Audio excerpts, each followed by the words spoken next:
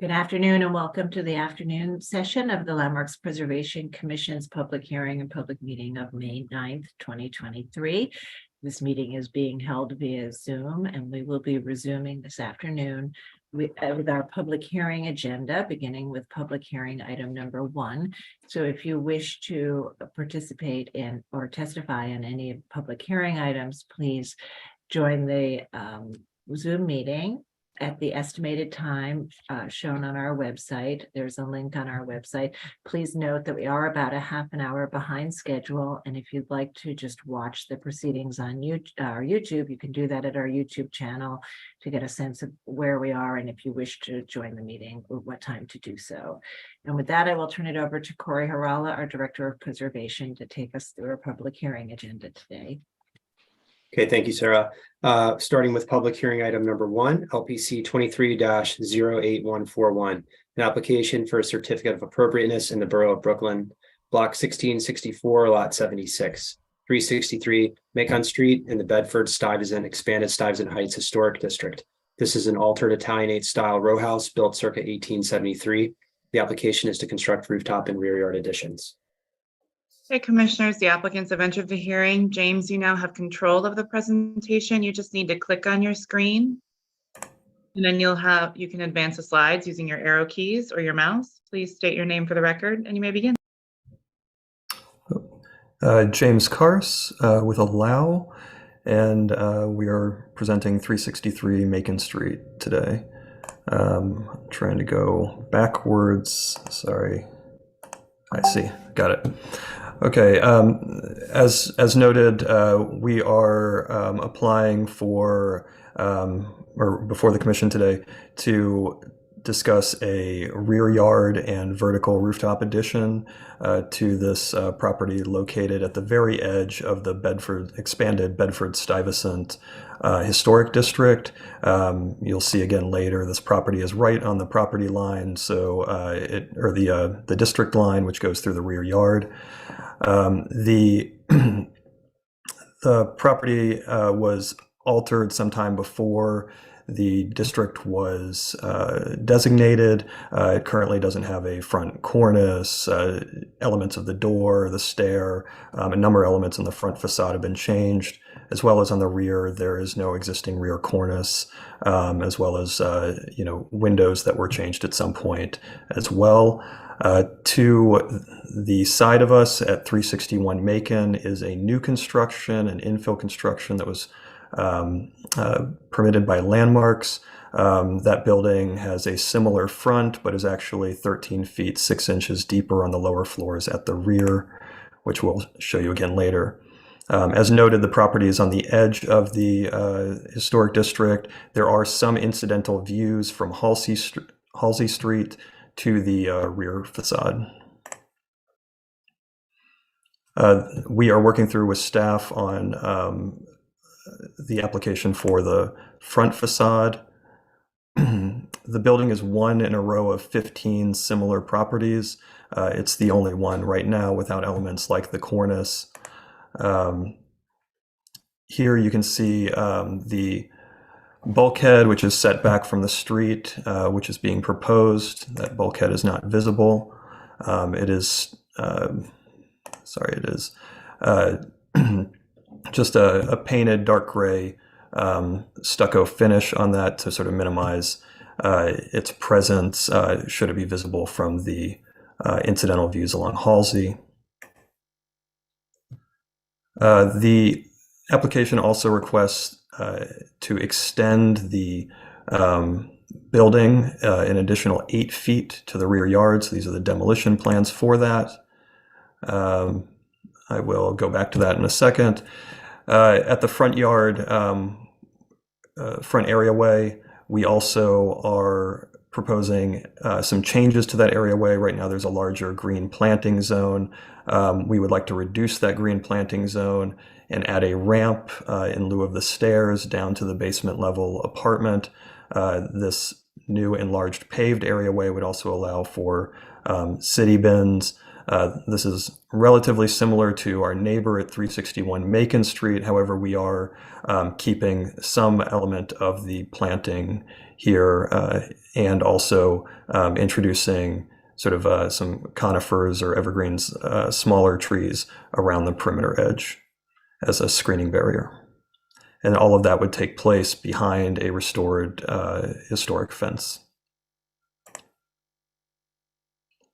So this is the proposed front facade. These photos here basically are taken after this rooftop mock-up was constructed. You'll note that you cannot see the rooftop extension from within the historic district from Macon Street.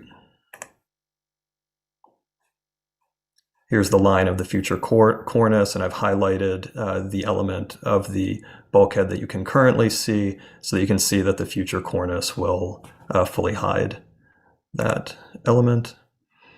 We are this blue property here. Other properties in the area have rear extensions. We are asking for a full height rear extension. The neighboring property at 361 Macon Street has a 3-story extension that extends 13 feet 6 inches beyond the rear face of our building. The top floor extends 5 feet beyond the rear face of our property. And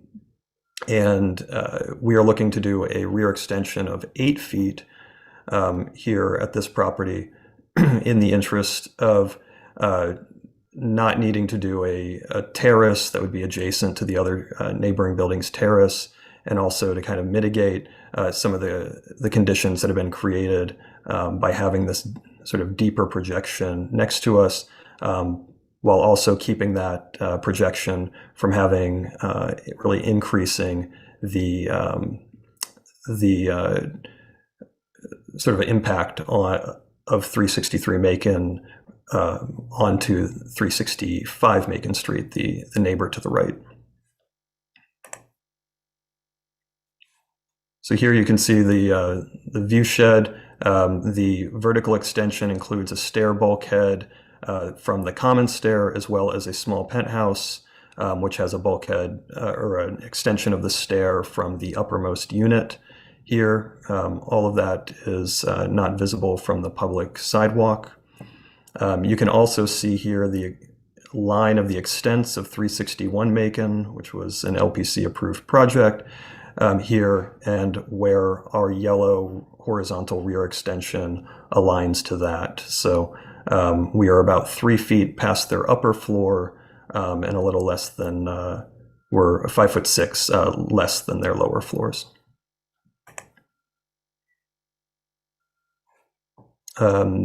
These are the floor plans. It is proposed to be a 3-unit building, a basement unit, a first floor unit, and then a duplex on the upper floor with a small rooftop penthouse. All of these extensions are happening within the requirement for zoning. I would mention that there is a void shown on the 3rd floor plan. That void is not being taken as a zoning deduction. No element of the plan is being taken as a zoning deduction. The penthouse is being completely built within the zoning allowance to the complete bulk and perimeter of the project.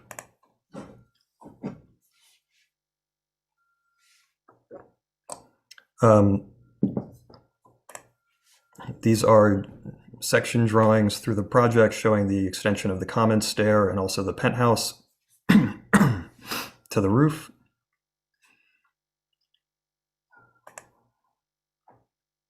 And this is the zoning documentation, so you can see that there are no exceptions taken. Everything is to the outside wall.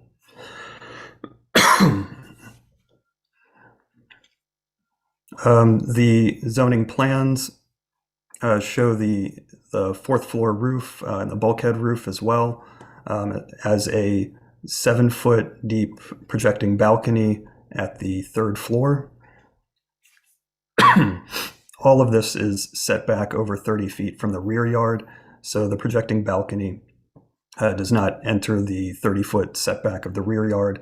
This area has deep rear yards, as Landmarks has noted in the approval of 361 Macon Street.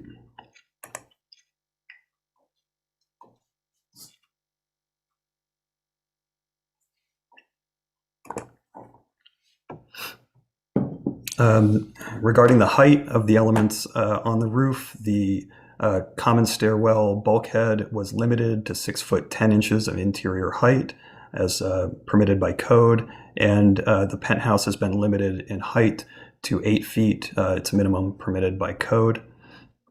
We've really tried to, again, minimize the presence of this.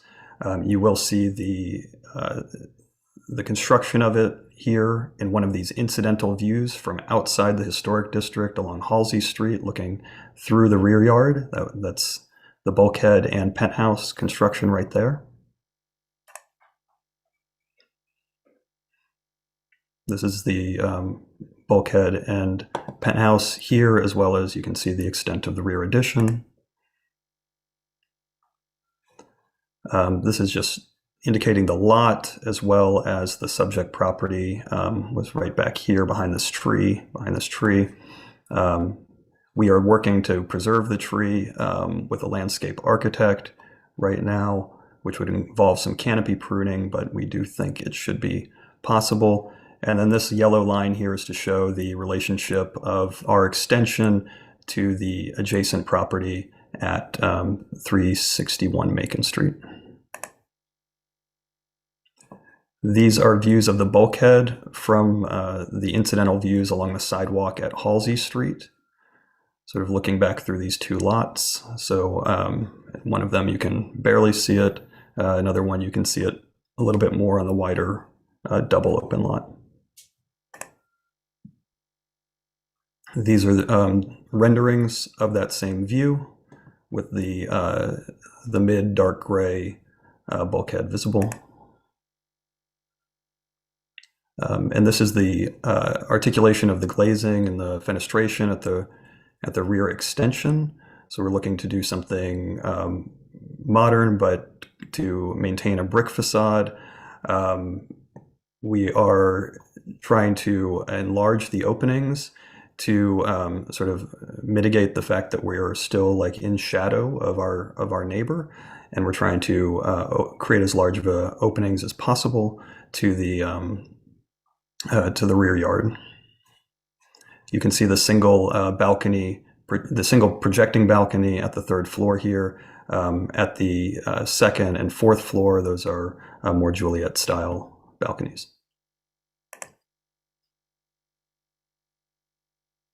The articulation of the windows on the rear facade, the existing facade on the left with no existing cornice, and the gutter on the left side.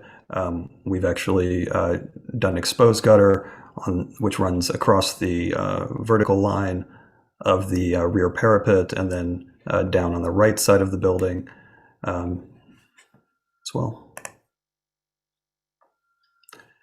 These are just views, axonometric views. In this view, you can see that we do project 3 feet beyond the upper floor of 361 Macon Street. But again, the idea there was to mitigate the adjacency of terraces, which would then mean some other element of security ends up getting added between these two buildings. And as you noted from the rear photos, you're not really able to see this in any case.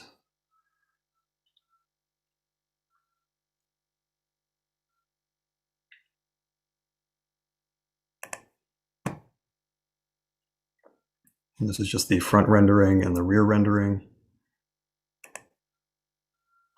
And an excavation diagram. We are not extending the cellar, but there is some excavation for foundation required to support this rear addition. I should also mention we have letters of support from the neighbors at 365 Macon, 369 Macon, and from the property behind us at 424 Halsey. Okay.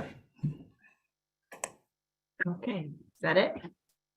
That's it. All right, thank you very much. Commissioners, do we have any questions?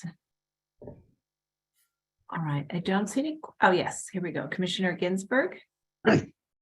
As part of this renovation, are you electrifying or doing other things to lower your carbon footprint? The whole building is removing gas, and we are going to a fully electric building. The entire rear facade is being built to contemporary sort of insulation and energy code requirements, and all windows are being replaced throughout. Thank you. All right, any other questions? All right, we'll move to public testimony. We may have questions after that. If you're in the meeting and would like to speak on this item, please raise your virtual hand so we can identify you. As always, we will start with anyone who signed up in advance and then get to any others that are in the meeting. But whether or not you signed up, please raise your virtual hand so that we can find you as we work through the list of signups and then move to everyone else. And with that, I'll turn it over to Gregory Kala to take us through the testimony. Okay, thank you so much, Chair Carroll. We received a number of signups for this item. The first being Evelyn Collier. Evelyn Collier, if you are with us in the meeting, could you please raise your hand? Evelyn Collier from CB3. Yes, I see you now. So Evelyn Collier, I will be promoting you to panelist right now. And if you could please state your name for the record and unmute your line, you'll have 3 minutes to speak.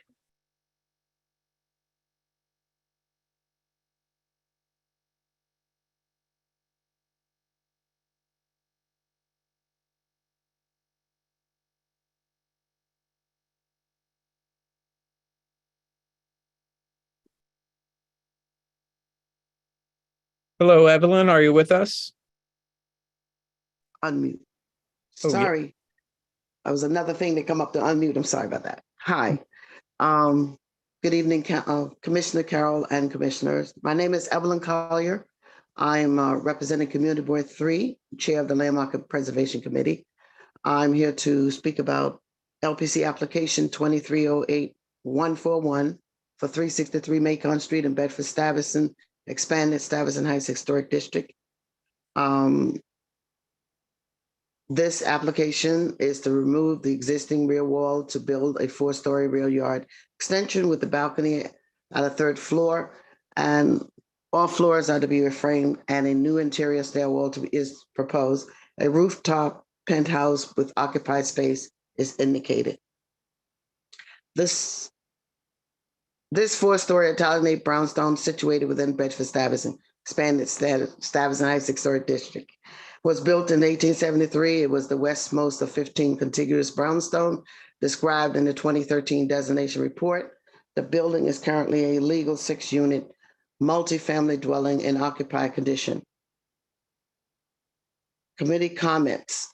Questions were raised about the proposed structure modification to the building and the impact on neighboring property.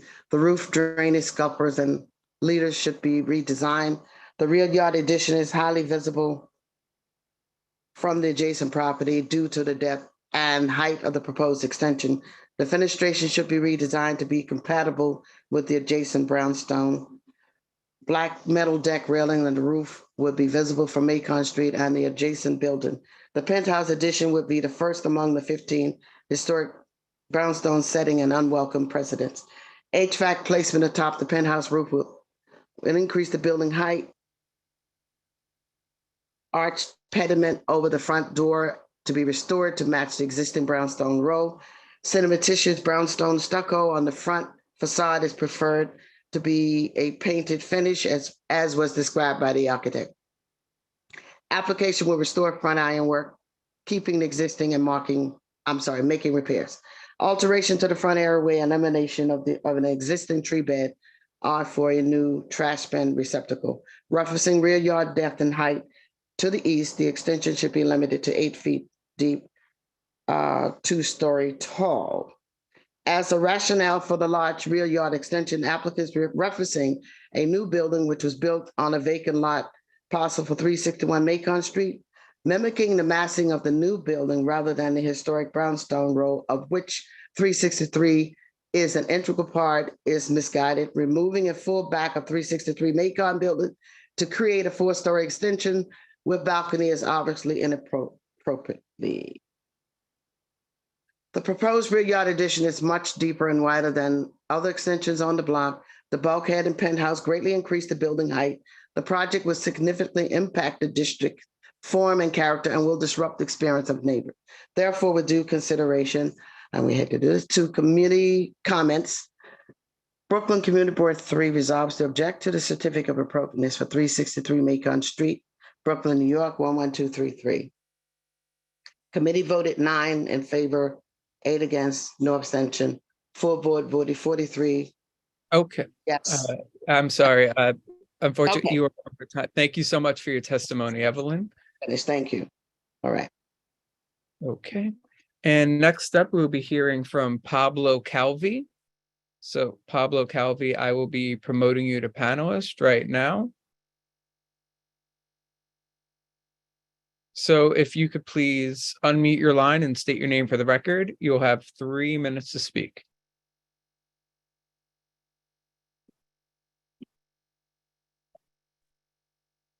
Hi, good afternoon, commissioners. I'm a neighbor of Macon 363. I live in Macon 361, apartment 4. So it's the top floor of the apartment building adjacent to Macon 363.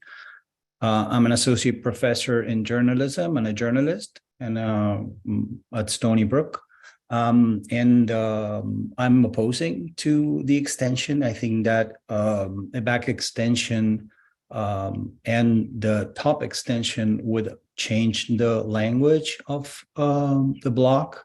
An extension of 8 feet past the back line of the other historical buildings on the block would break the line of the historical buildings on the street. There's only 2 buildings that have an extension on our block, and both of those extensions are 1 foot tall. The rear yard of the entire block of Macon is shared by the block with all buildings held at a similar wall line.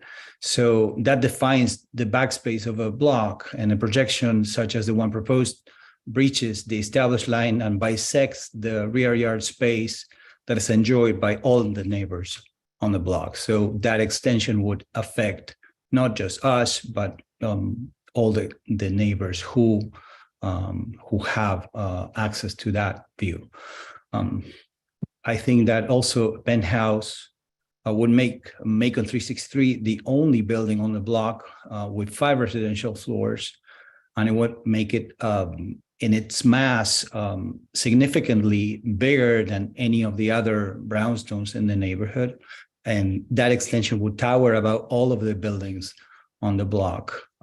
It sounds like the language of the renovation is not following the historical nature of the block.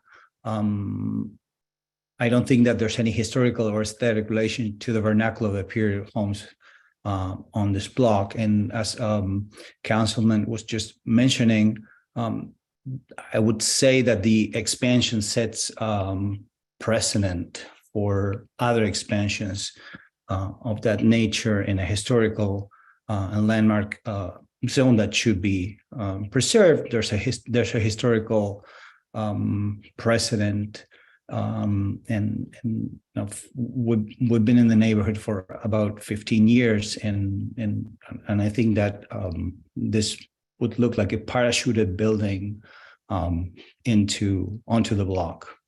I yield my time. Okay. Thank you so much for your testimony.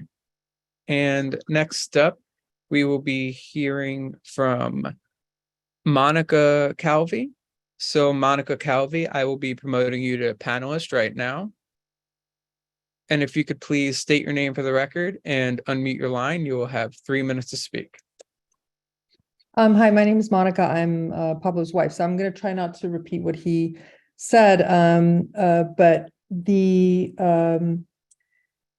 concern I have is that our building may start a kind of domino effect. It filled a gap. It was built a couple of years ago, and Landmarks approved it in 2015. That building had to work really hard to get that approval, to the point that when we saw the building, we thought it was a historical building. We had no idea it was built from scratch. And when we made our offer, we didn't know.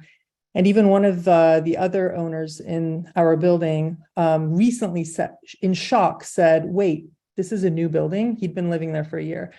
So the previous, the sponsor that built our building did a fantastic job. But as often happens with a rare kind of breakthrough success, it can bring a lot of copycats. And the building next door, 363, was put on the market right after our apartment started selling.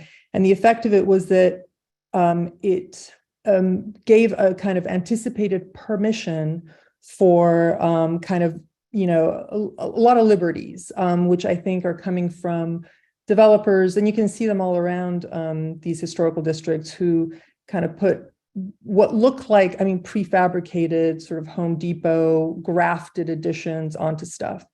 The concern, I think, for me as a person who lives right next door and is going to see that graft literally from my window and from my balcony, but also for the rest of the neighborhood who all have homes that could potentially end up having a neighbor that sells and has a developer that tries to do this, is that we're going to have this hodgepodge. And I want to really draw attention to one thing.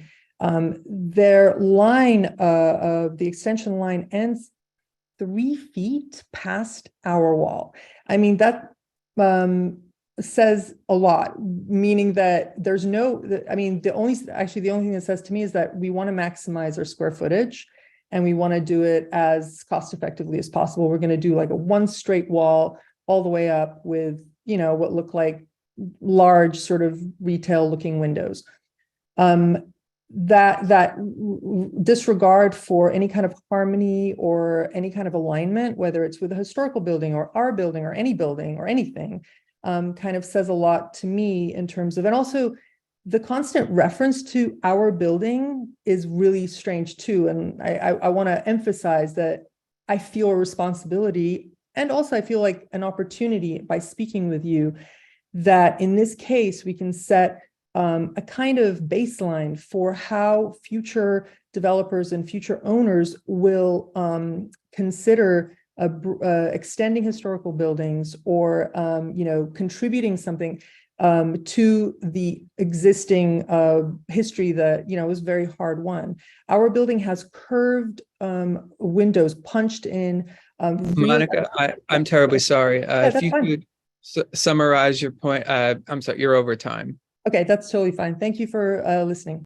But thank you so much for your testimony. Okay.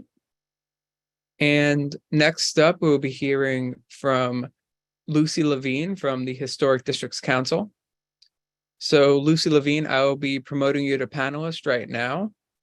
And if you could please unmute your line and state your name for the record, you'll have 3 minutes to speak. Thank you. Hi, Commissioners. My name is Lucy Levine. I'm speaking on behalf of the Historic Districts Council. HGC agrees with Brooklyn CB3 that a full-height rear yard extension is inappropriate here. The top 2 floors of the proposed rear yard extension should be eliminated. Thank you.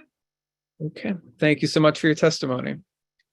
And next up, we'll be hearing from Christina Conroy from the Victorian Society in New York. So Christina Conroy, I will be promoting you to panelist right now. And if you could please unmute your line and state your name for the record, you'll have 3 minutes to speak. Thank you.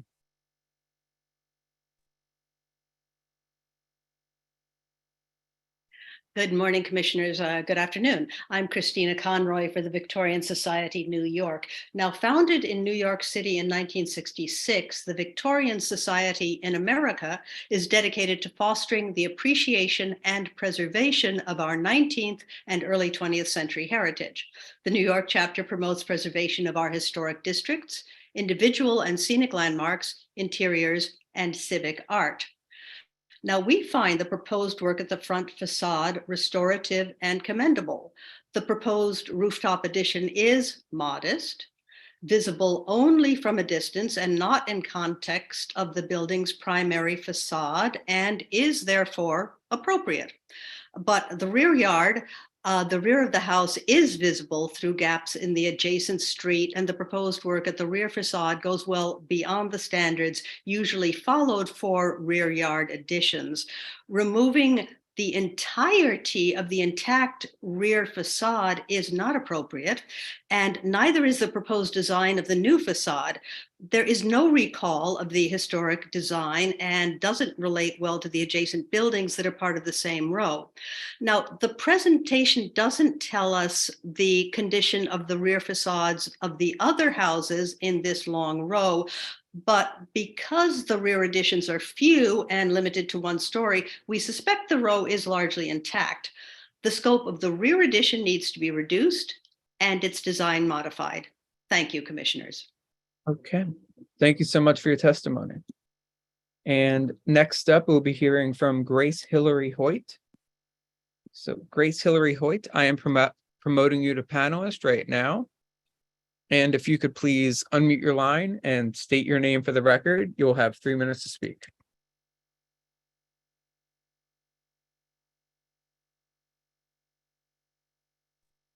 Hello, can you hear me? Yes, we can hear you. Okay. Good afternoon, commissioners. Thank you very much. I consider myself a bit of a lay person in regards to all this. I'm a retired educator and recently have become the president of the block. So please bear with me. But I speak on behalf of many neighbors and people who have lived on this block for many years. I myself have been here since 1988. And I do understand the great concerns of the people who live next door or live in a very close vicinity of. I'm sorry to interrupt. If you could please just state your name for the record, I'm very sorry. It's Grace Hillary Hoyt, Right. and Yes. and I am the president of the Block Association, and I am speaking on behalf of many of the people who live very close to this building. And there are quite a few people who wish they could have been here today to speak as well, but unfortunately they're at work. But they have great concerns about these proposals, the extension, and that basically I agree with everything that had been said about the extensions and that you can visibly see them from Halsey Street.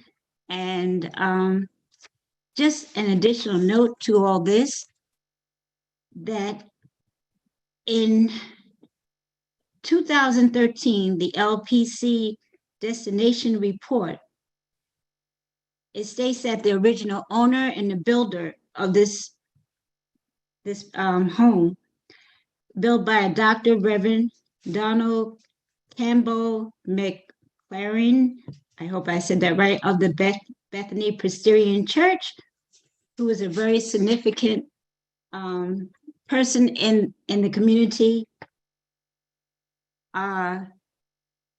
had built this house with, I think, somewhat of a idea of religious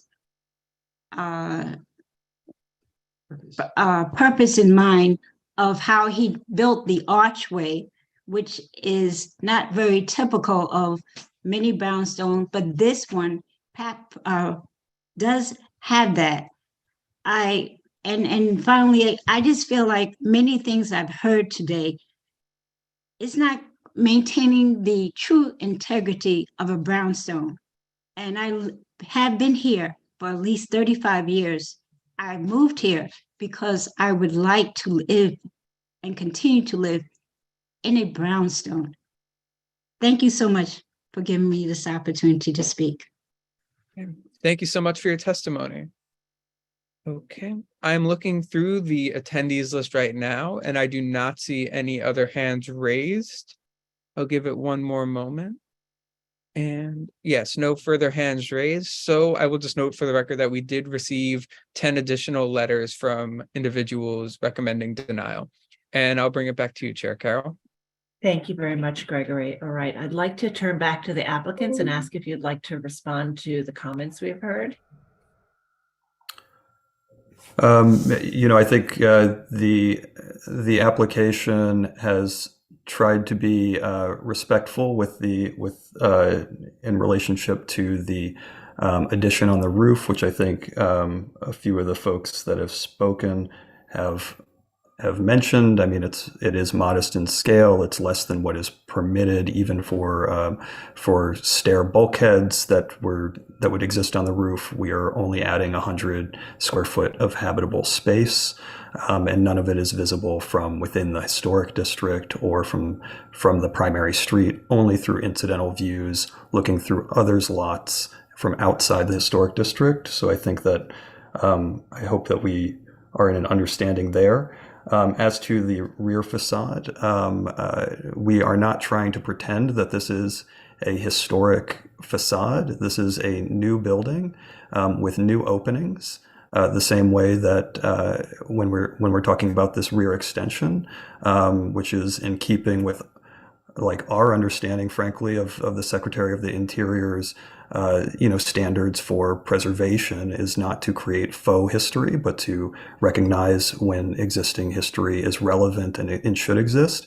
In this case, this is a rear facade with incidental views adjacent to a new construction and adjacent to an already altered building on its adjacent side at 365. So we are surrounded by buildings that have had alterations on this rear facade, and we are feeling that these openings are respectful of an intent to differentiate new design from historic design. As to the decision to create a full height rear addition here, we do think that this is a modest rear addition. We are not maximizing the permitted zoning envelope here. We are trying to be respectful of the neighbors who have spoken against the project at 361 Macon with the terrace at their unit. And we feel that the addition is appropriate and hope the commission would feel the same. Okay, thank you very much. Commissioners, do we have any final questions? All right, I'm going to ask you all to unmute so that, oh yes, Commissioner Chapin, please go ahead. Yeah, I just wanted to ask either the staff or the other staff, I think, the building that's adjacent, that is quite large as far as the addition, is that something that came to the commission, or could you just give me the history on that? Corey, is that something you can address?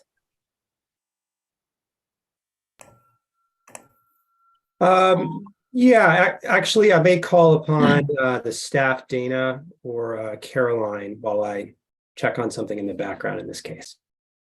Okay. Are you talking about Yes, sure. 361 Macon here? Yeah. Okay, 361 Macon came to a public hearing in 2015, and it was approved. And it was an infill on an empty lot.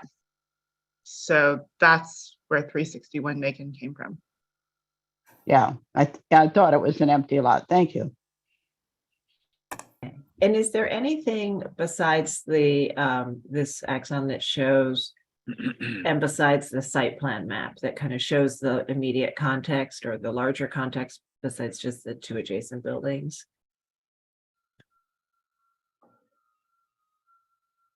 Okay.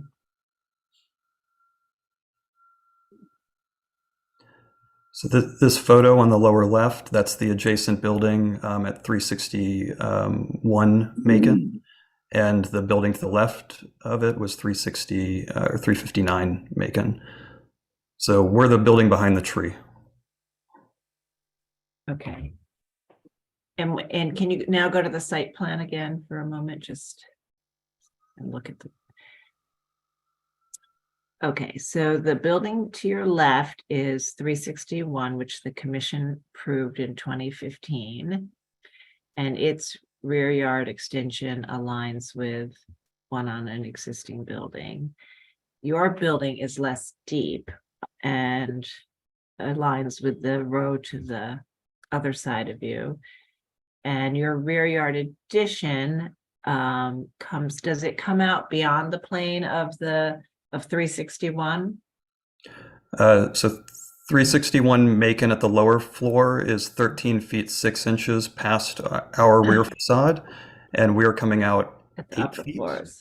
Okay. And at the upper floor, they were approved for 7 feet 11 by the LPC plan, and we are coming out 8 feet, which is to match what they were approved for. What they seem to have been constructed as is 5 feet for some reason. Oh, okay. So we are extending 3 feet at the upper floor past their building, but we are 5'6" on all of the lower floors, less than their building. Okay, and your building is part of the long row to the other side as the numbers increase, right? 360. 365, yeah. So on, okay. Yeah, and that vacant building was noted as the first building in that long row, and it actually doesn't align with the building on the other side at 359 Macon Street. It doesn't align at the rear yard with that. It extends past their rear facade. Their lower addition on that building seems to be maybe similar in depth, but the rear line of that building is 42.5 feet. So they are extending well beyond, they're also extending beyond that. It doesn't seem that Landmarks drew a distinction that building needed to align to its neighbors. Okay. All right, commissioners, if there are no final questions, we'll close the hearing and begin our discussion. So Commissioner Ginsburg, would you make a motion to close the hearing? So moved. And Commissioner Chu, would you second that motion? Second. All in favor, say aye. Aye. Aye. Any opposed? Okay, so the hearing is closed and we'll now begin our discussion.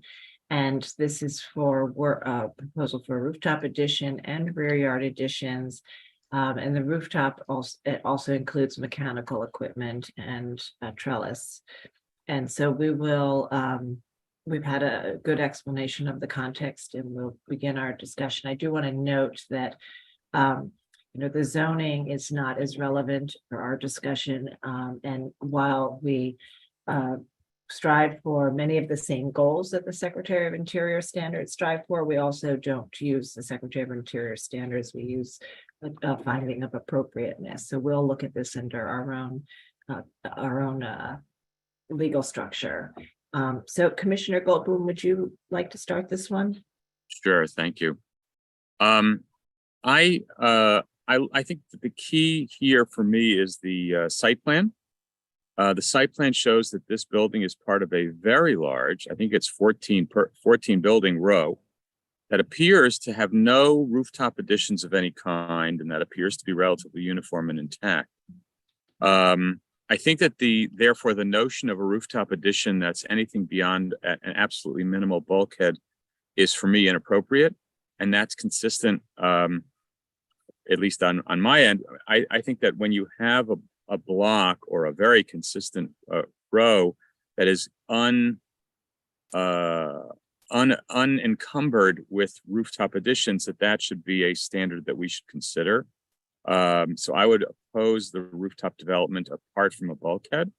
And I think that the way that we have in the past handled the retention of the scale of the original building is to request that any rear yard additions only go to the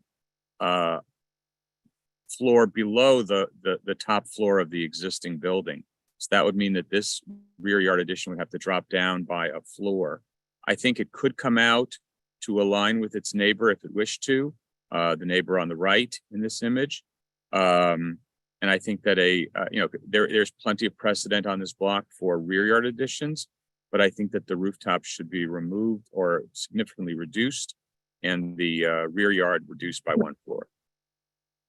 I think there's no issue with the design personally for me, or the balconies.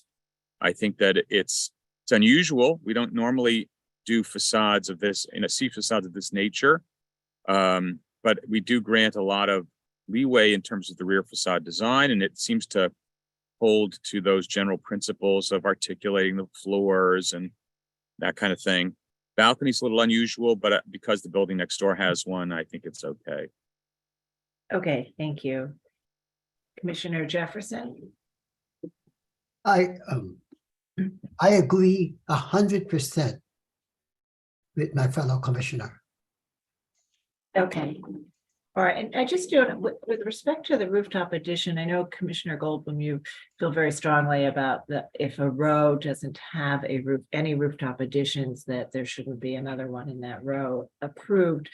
And in this case, the rooftop addition does happen to be visible through this gap, but I would say that through that gap, you don't actually see the entire row. And so I do want to just remind everyone that if it were a non-visible rooftop addition being proposed in a row with no other additions, it would be eligible for a staff level approval. So the premise, the sort of policy behind our rules doesn't preclude a rooftop addition in a row where there aren't any.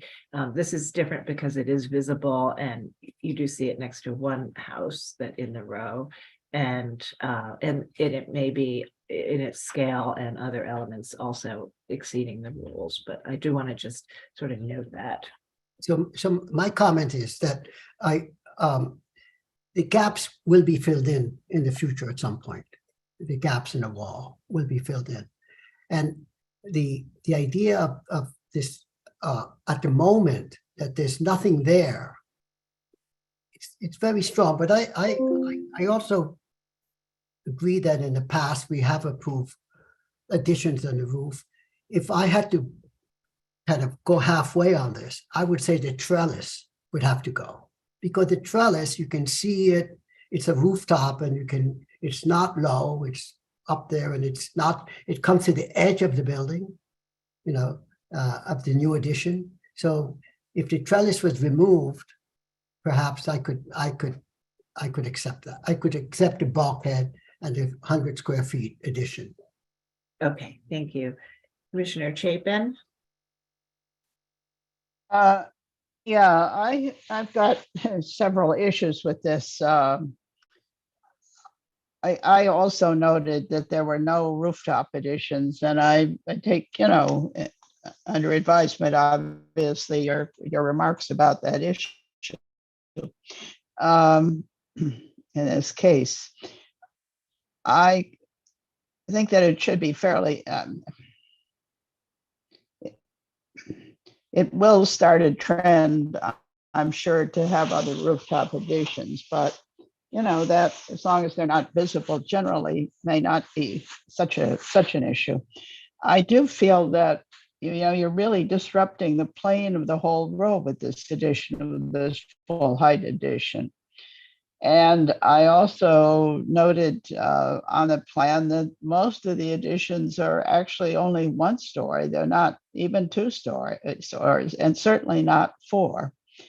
So I feel that really this should only be a 2-story addition, and that the existing plane of the house as it is, because this is such an intact row, unusually so, should be preserved in this case.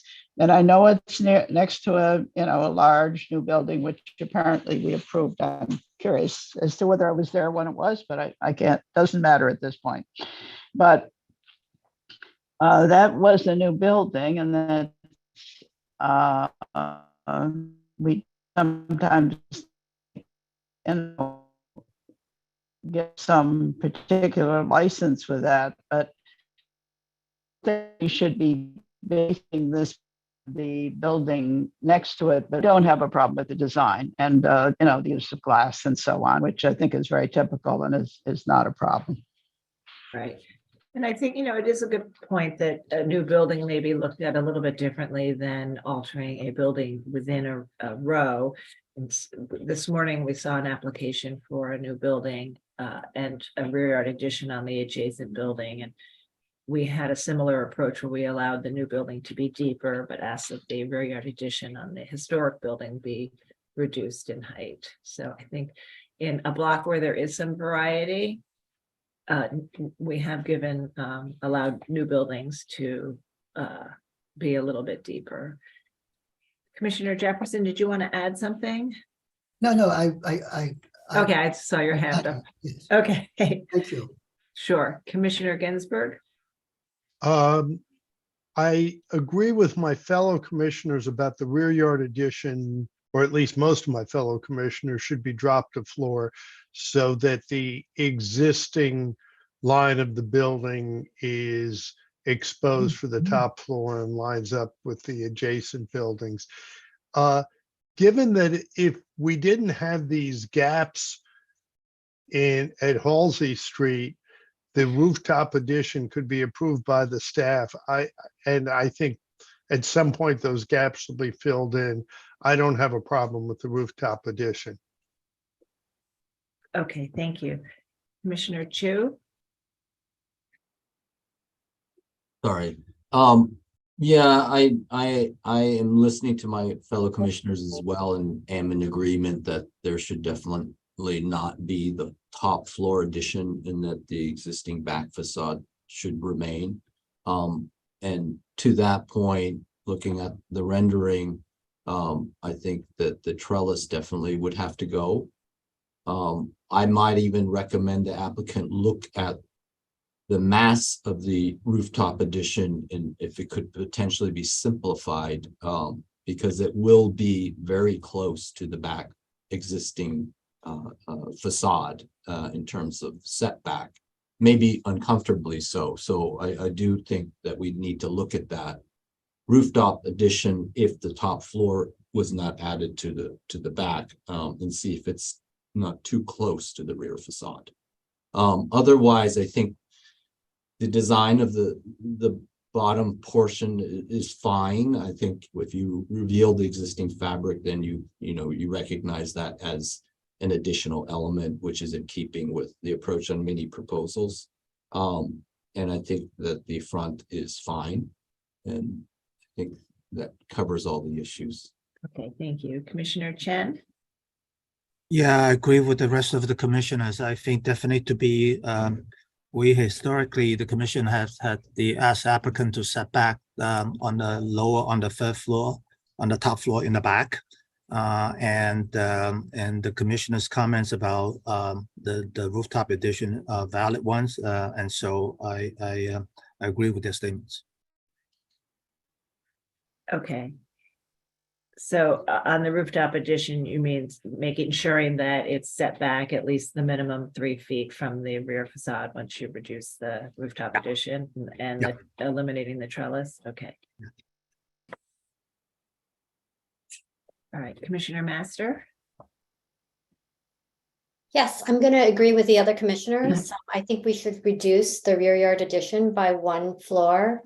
In terms of the rooftop addition, and the trellis, perhaps they can work with the staff to reduce some visibility, but other than that, I'm fine with it.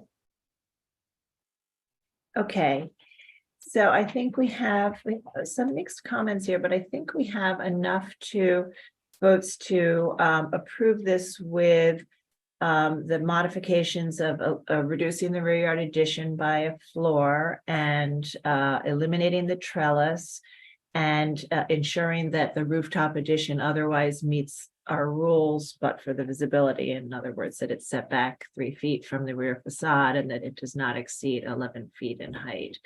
So, and then I think with those scale changes and volume changes to the rooftop addition, the gap view is incidental and, consistent with other approvals that we've given. So I know this is not going to be, I think, a unanimous vote, but I think this is a place where we have a consensus among at least a quorum of commissioners. So why don't I go ahead and try to make this motion and see where we land. in the matter of docket number LPC 23-08141, 363 Macon Street, the Bedford-Stuyvesant Expanded Stuyvesant Heights Historic District, an altered Italianate style row house built circa 1873. This is an application to construct rooftop and rear yard additions.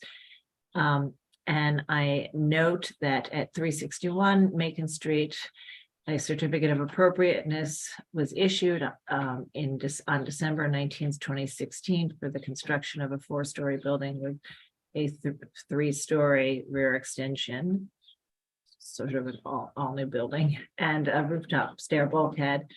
And I also note that the building at 363 building at 363's style, scale, materials, and details are among the features that contribute to the special architectural and historic character of the Bedford-Stuyvesant Expanded Stuyvesant Heights Historic District. And I also note that the presence of several empty lots along Halsey Street allow for some views into the green space of the rear facades of buildings across the block. And I recommend approval with modifications, finding that the proposed work will not damage or eliminate any significant architectural features, that the building is cut off from the road to the west by a new commission-approved building that projects deeper into the rear yard than the proposed addition, and that the depth of the proposed rear yard addition will be consistent with the depth of additions at other buildings in the block, and therefore its presence will not further diminish the central green space.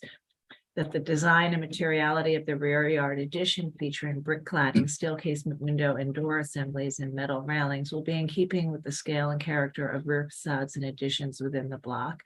That the presence of a projecting balcony at the 3rd floor of the rear addition will be in keeping with features of rear facades sometimes found at similar buildings within the district. That the proposed rooftop addition and railings will not be visible over the front facade. That the proposed rooftop addition will be set back from the front and rear facades, thereby retaining a sense of the building's original volume. And that the design and materiality of the rooftop addition, featuring light gray stucco cladding, black finished metal window and door assemblies, and a black finished metal railings, will be consistent with the materials found at rooftop additions in this historic district. However, I recommend that the rear addition be lowered by 1 story and that the original rear window configuration at the top floor be retained, that the trellis be eliminated from the proposal, and I think we'll just also ask them to, in making those changes, confirm that the dimensions of the rooftop addition would otherwise meet the rules, but for this visibility, including being set back 3 feet from the rear facade and no taller than 11 feet, and that the need for extended flues and other mechanical equipment be further studied in that visibility analysis to be aligned with our rules. All right, and Commissioner Ginsburg, would you second that motion? Second. Thank you. And Mark, let's call the vote. Chair Carroll. Aye. Commissioner Bland. Oh, he's gone. Gone. Yeah. Yep. Commissioner Chapin. Nay. Commissioner Chen. Aye. Commissioner Chu. Aye. Commissioner Ginsburg. Aye. Commissioner Goldblum. No. Commissioner Jefferson. Aye. Commissioner Master. Aye. Commissioner Holford Smith. Oh, she's gone too. So with 7 in favor and 2 opposed, the motion passes. Okay, so that's approved with several modifications. Please continue to work with the staff on all of those changes. And we'll now move to the next item. Thank you. Next item is public hearing item number 2, LPC 23-02083. An application for certificate of appropriateness in the Borough of Brooklyn, block 1066, lot 56, 931 President Street in the Park Slope Historic District. This is a neo-Gothic style row house built in 1886, and the application is to construct a rear yard addition. Hey, Commissioners, the applicants are in the webinar, and I'm going to try to promote them now. Diego, please accept my promotion to panelist. I see Josh is here. Okay, I'm going to provide access to Michelle. You now have control of the presentation. Please state your name for the record. Thank you, Abby. Good afternoon, Commissioners. Michelle Shabrami of the Preservation staff. The application before you is for 931 President Street, which is located between 8th Avenue and Prospect Park West in the Park Slope Historic District. The proposal is to construct a 2-story addition. The arrow at the bottom of the slide identifies the location of the building, sort of mid-block. This shows the proposed addition. The extension will feature salvaged brick cladding, window, and door assemblies. This shows existing and proposed elevations.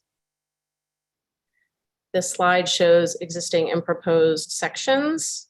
The addition extends 3 feet from the rear facade as noted on the proposed section. This slide shows the rear facade and an adjacent building on the right with the commission approved addition of matching height and depth. This shows the existing extension to be demolished. This slide and the next few slides show the existing and proposed plans.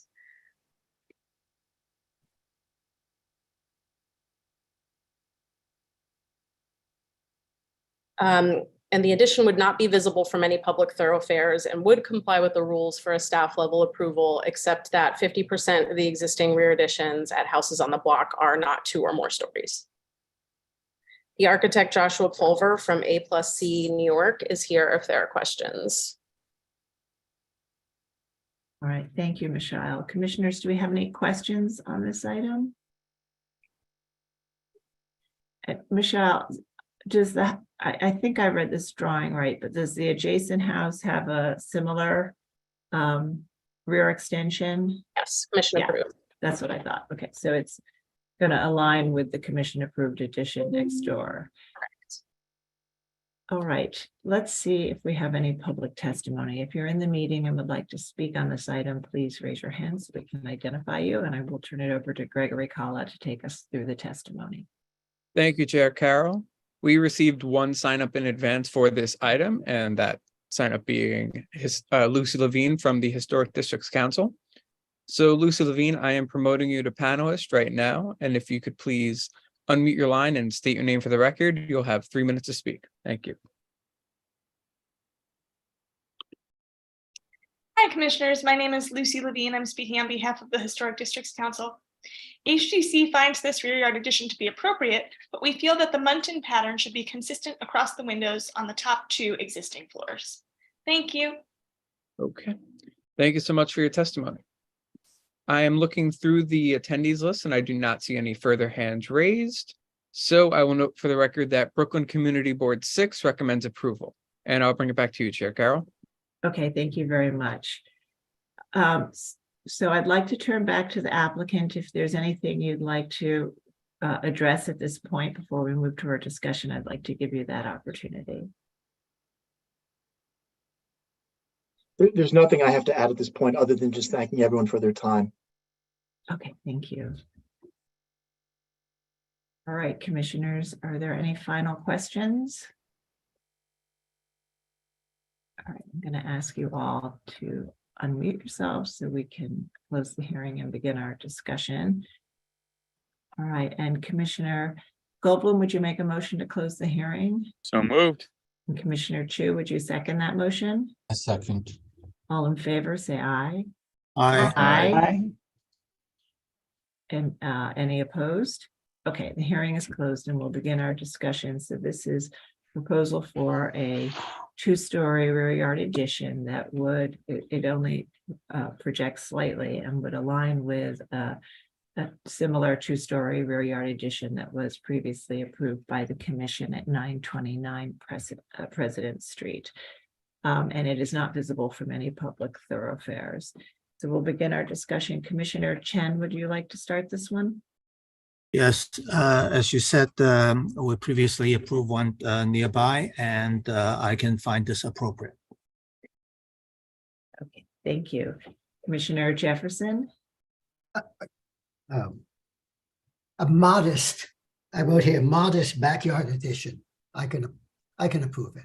Okay, thank you. Commissioner Goldblum? Agreed. It's appropriate. All right. Commissioner Master?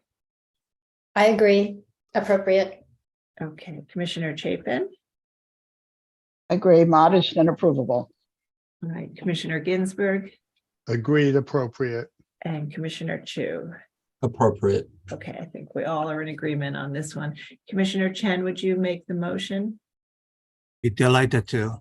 Thank In you. the matter of LPC 23-0283, 931 President Street, Park Slope Historic District.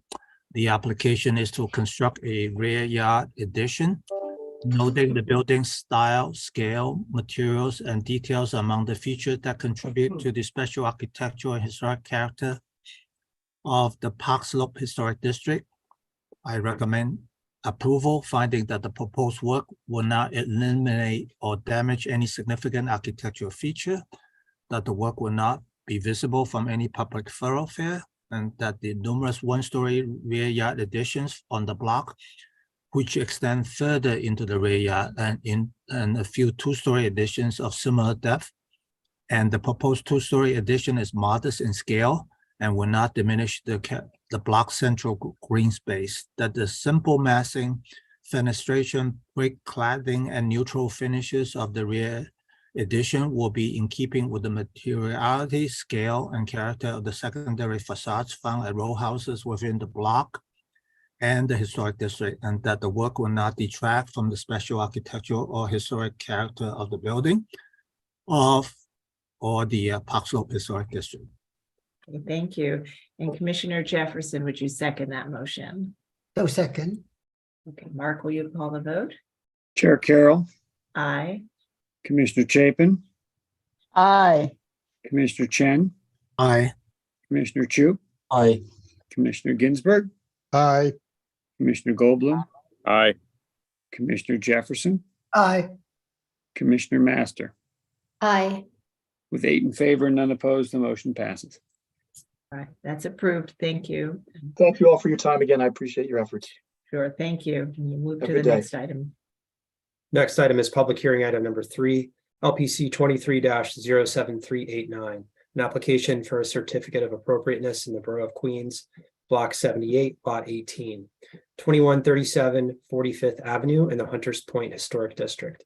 This is an Italianate-style row house built in the early 1870s, and the application is to construct rooftop and rear yard additions. Okay, commissioners, the applicants have entered the hearing. David, you now have control of the presentation. You just need to click on your screen, and then you can advance the slides using your arrow keys or your mouse. The project team may begin, but please state your name for the record before you do so. Okay, I'm David Mendelson of Ben Herzog Architect. Ben Herzog is here as well. Okay. Ben Herzog. Okay. Hello, commissioners. Thank you for seeing us today. We are the architects for 2137 45th Avenue. Let's see, the house is on 45th Avenue between 21st and 23rd Streets in the Hunters Point Historic District. It is 3 stories plus a basement and cellar. It is mid-block in the small district, generally still resembling the 1940s tax photo, including the fence here, which was considered to be a later addition. It's got concrete piers and does not match the other fences on the block. Okay. We are proposing, in part, an addition at the back of the house.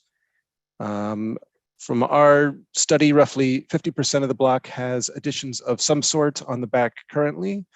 Ours is 2 stories, full width, 20 feet deep. Down towards the west end, this addition here, that is a somewhat similar 2-story addition, full width, with solid parapets on the sides, so it looks a little taller than ours. Towards the eastern end of the block, I think it's technically 1.5 stories, but it comes out to roughly the same height as ours, full width. And then next to that, not as deep, but a full story taller. This is our rear facade in the middle of the block now. There's a variety of new and old additions up and down the block. Across the backyards, technically outside of the historic district, but highly visible, are these 8-story buildings, very contemporary, and starting a block to the east, the high rises, including One Court Square and the Skyline Tower. Let's see, there is a recent precedent for a roof deck just across 45th Avenue, approximately here, as well as several other 2-story additions on the block across the street. In the axonometric diagram, this is looking at the backyard, which is not visible from public rights of way.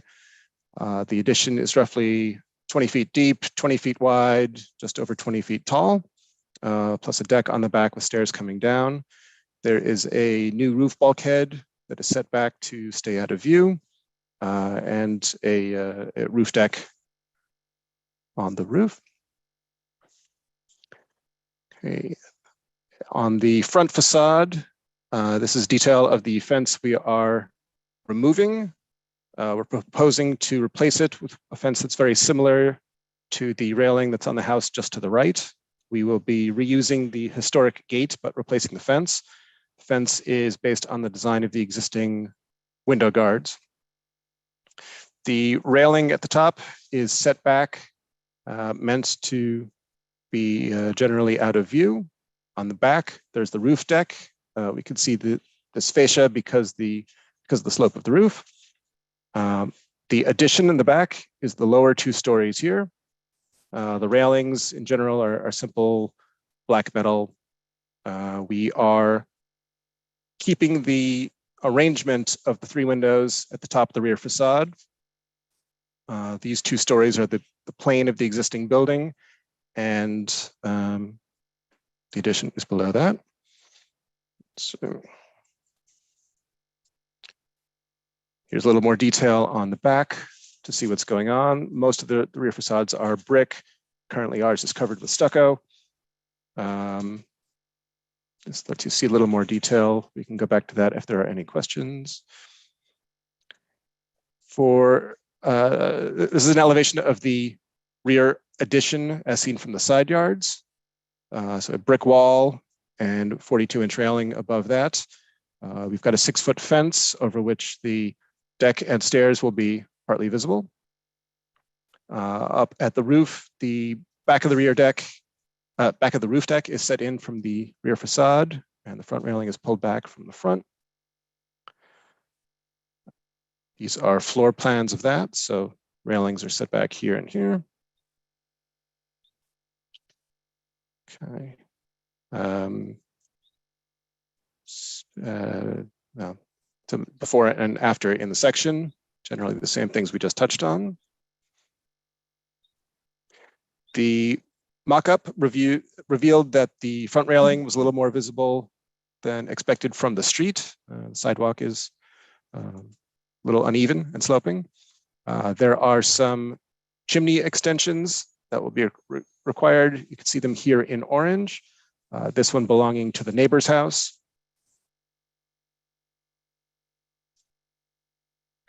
The community board's land use committee had asked us to do some shadow studies. We're on the north side of the block, so most of the year there's no direct sun on the back facade of the buildings at all.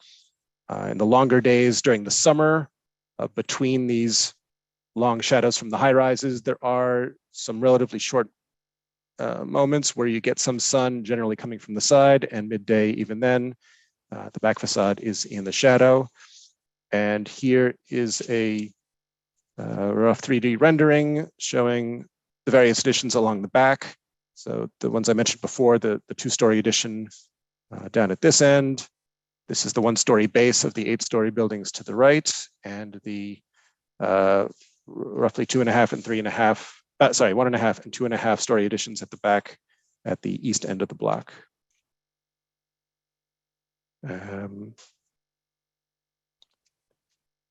I can run back to any of that if you have any questions.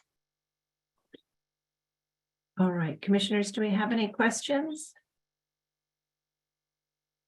All right, so let's see if we have public testimony. If you're in the meeting and would like to speak on this item, please raise your hand so we can identify you, and I'll turn it over to Gregory Collett to take us through the testimony. Thank you, Chair Carroll. We received a couple of signups beforehand for these items, so we will be hearing from those individuals first. The first signup is Mary Best. So Mary Best, I'm promoting you to panelist right now. And if you could please unmute your line and state your name for the record, you'll have 3 minutes to speak. Thank you. Dear Commissioners, do you hear me? Yes. Okay, great. So my name is Mary. I'm a trustee of 2135 45th Avenue, speaking on behalf of the current owner, and I have the following concerns with the building plans proposed. I'm a direct neighbor. The drawings the architect presented at the community board meeting and here today showed several inaccuracies in the drawings of the rear additions, possibly giving the committee a false visual of existing backyard additions. And here are a few examples. 2129 is not an addition. It's an open deck off the first floor with open garden access. 2133, like many of the additions that are depicted in the drawing, is a garden house. It is not a full height of the basement floor. It's not the full width of the house, and the depth is less than 10 feet. 2153 is noted as a two-story add-on, and it is not. It's a one-story backyard build-out built prior to 1903, and the main portion is less than 10 feet deep, and it's not the full width of the house. 2155 is depicted as a three-story add-on. It is not. It's a two-story built prior to 1903, measuring only 11 feet in depth as per owner's drawings with a modest 7-foot deck. 2139 addition is a small original brick garden room off the basement floor, measuring less than 10 by 10. 2141 is not a one-story addition. It's a deck off the first floor that was added to an existing basement structure, measuring only 10 feet in depth. Overall, the other additions in the rear yard have a predominant width less than the width of the house and a predominant depth considerably less than 20 feet. Second point I'd like to bring up is the proposed addition is complete width of the existing house and exceeds the predominant width of the backyard additions. It has the depth of 20 feet out to the rear yard in addition to an 8-foot deck, making it quite easily larger than the predominant depth of all backyard additions. 3-story height and terrace will make it taller than the predominant height of all the backyard additions, and it will make it the tallest occupiable area in the rear yard. Third point is regarding LPC rules about cumulative impact. With the proposed additions, owners will have an occupiable rooftop deck, which no other house has, a 20 by 20 foot backyard addition with a second floor terrace and a first floor foot deck. And please consider the cumulative impact of all these in your decision today.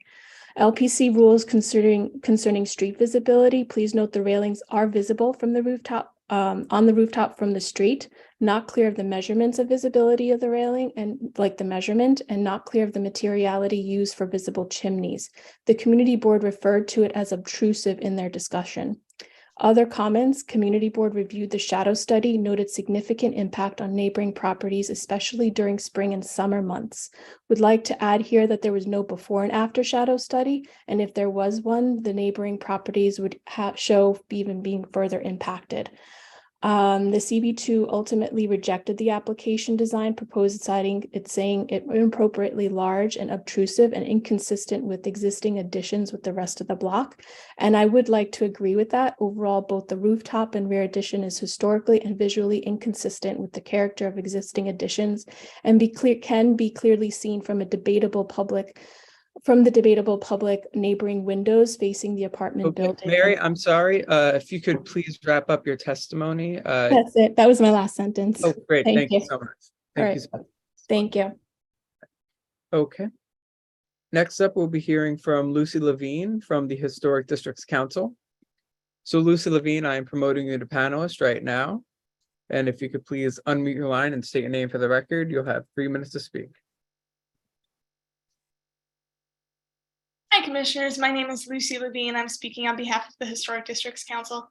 HGC finds this rear yard addition to be appropriate, but we feel the newly proposed window openings on the second floor should relate to the existing openings on the third floor. Thank you. Okay, thank you so much for your testimony. And next up, we'll be hearing from Rose. So Rose, I am promoting you to panelist right now. And if you could please unmute your line and state your name for the record, you'll have 3 minutes to speak. Thank you.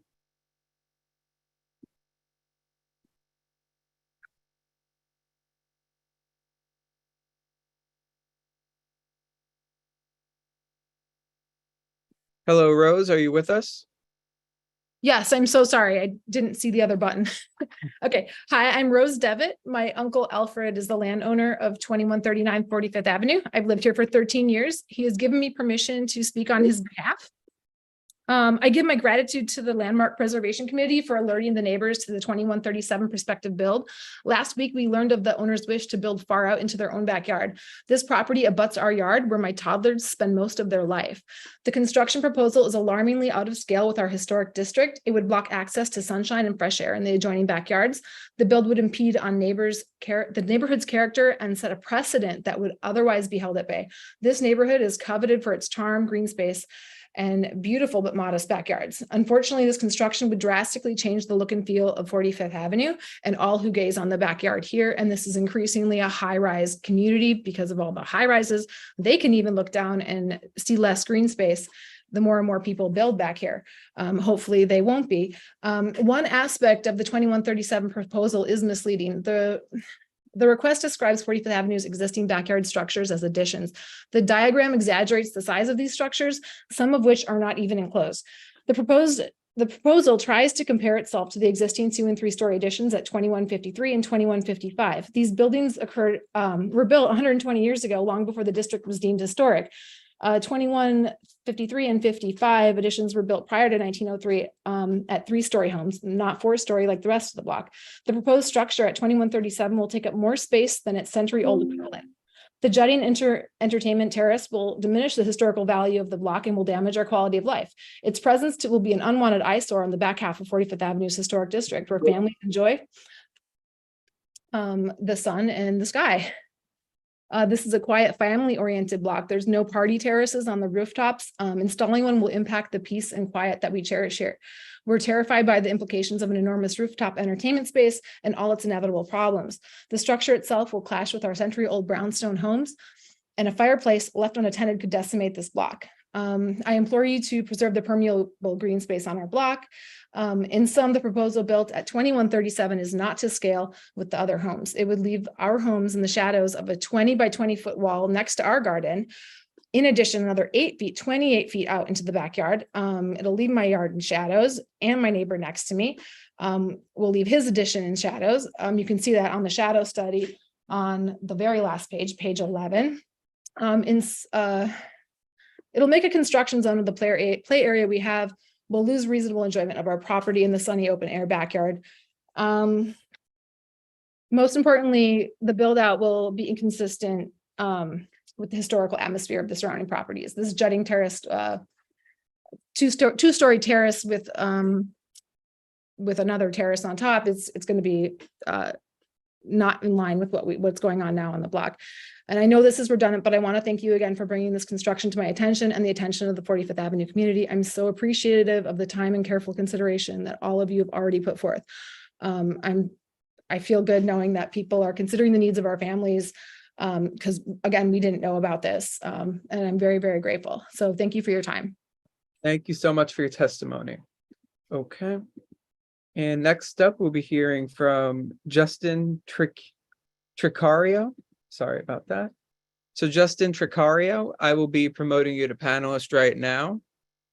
And if you could please unmute your line and state your name for the record, you'll have 3 minutes to speak. Hi, my name is Justin Tricarico. Can everyone hear me okay? Yes. Hi.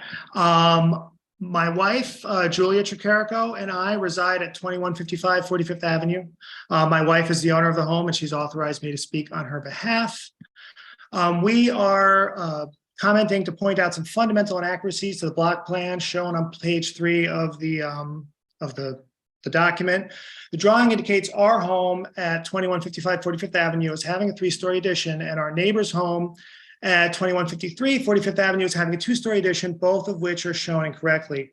Our addition is only 2 stories high, and our neighbor's addition is only 1 story high. Further inaccuracies include the addition shown at 4472 and 4474 23rd Street, the addition at 4474 4474 23rd Street is more accurately described as a covered porch storage area and is not habitable space.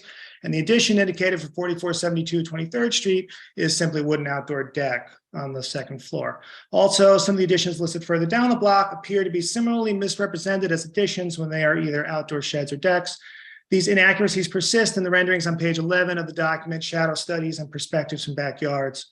It appears to us that the drawings and renderings were created in a way that would deliberately make additions on the block appear more common and larger than they actually are. Purposely or not, the proposed addition at 2137 45th Avenue omits the attached deck as shown on the block plan, while decks for neighboring buildings are indicated in the drawing. If the block plan drawing was presented accurately, it would be clear that the addition that is proposed is grossly out of character with other additions on the block. It would have an outsized effect on sunlight and shade from the rear of our homes. There is no modern precedent for the type and size of addition being proposed at 2137 45th Avenue. And we hope that the LPC rejects the proposed addition until the proper due diligence is completed. The largest additions shown on the block plan for 2155 and 2153 45th Avenue date back at least 120 years and were added to give the homes kitchen facilities.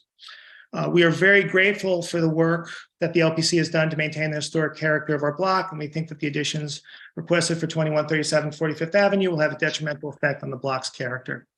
And that's all. Thank you very much for hearing me. Okay, thank you so much for your testimony. Okay. I'm looking through our attendees list right now, and I do not see any further hands raised. So I will note for the record that we did receive 3 additional letters recommending denial, and Queens Community Board 2 recommends approval. And I'll bring it back to you, Chair Carroll. Okay, thank you very much.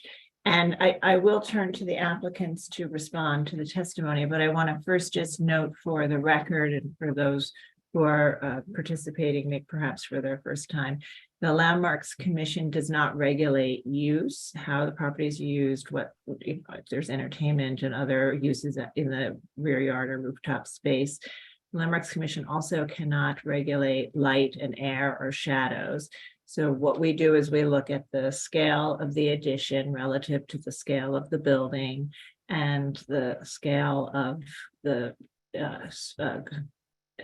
block or interior of the block and the context within that block. So that's how we'll be looking at this addition. And I'd like the applicants to, if you would like to respond to any of the comments that you've heard with respect to the addition. I would like you to address the comments about inaccuracies in the materials that you've represented, if that's Sure. Something you can walk through. Yeah, I'd be happy to. There was for the additions that predate building department filings, we're just estimating based on Google Maps and getting into the backyard. We're not going into anyone's yard 5 houses down and measuring. So there was no attempt to deceive there. There are additions that are documented, such as at 2113, where they added 900 square feet in 2005, a full 2-story addition with full parapets. That is documented at the building department, as well as an addition across the street at 2116, which was 2 full width stories plus a roof deck. So I just wanted to put those out there as ones that we found documentation on. The rest we're just judging from photos and from Google Maps. Basically, that's all. We can't get back there. And in terms of light and air, it's just very clear to when you approach this block that there's a 8-story building across the entire rear of the lot. So our light study, our shadow study, there is an effect from our building on the immediate adjacent neighbors for part of the day and part of the year. But it really, in the grand scheme, in the grand context of things, we are not creating much shadow compared to what's already there. I'm not sure if there's an opportunity to do this, but I know that the owner is here and would like to speak too. I don't know if there's time for that. Sure, the owner may go ahead and speak. Okay, thank you. Hello, everyone. My name is Tara Dias, and along with my husband, Brian, we are the owners of 2137 45th Avenue in Hunters Point Historic District in Queens. Thank you to Commissioner O'Carroll and the entire LPC staff for giving us the opportunity to speak in support of the proposed work to our property. as presented by Ben Herzog Architect. We encourage all interested parties to view the firm's portfolio on their website to get a sense of the quality of the design work that they do. Our family moved to Long Island City in December of 2019, and we purchased our dream home in November 2021. We currently reside here with our 2 children, ages 3 and 1, and we hope this home remains in our family for generations to come.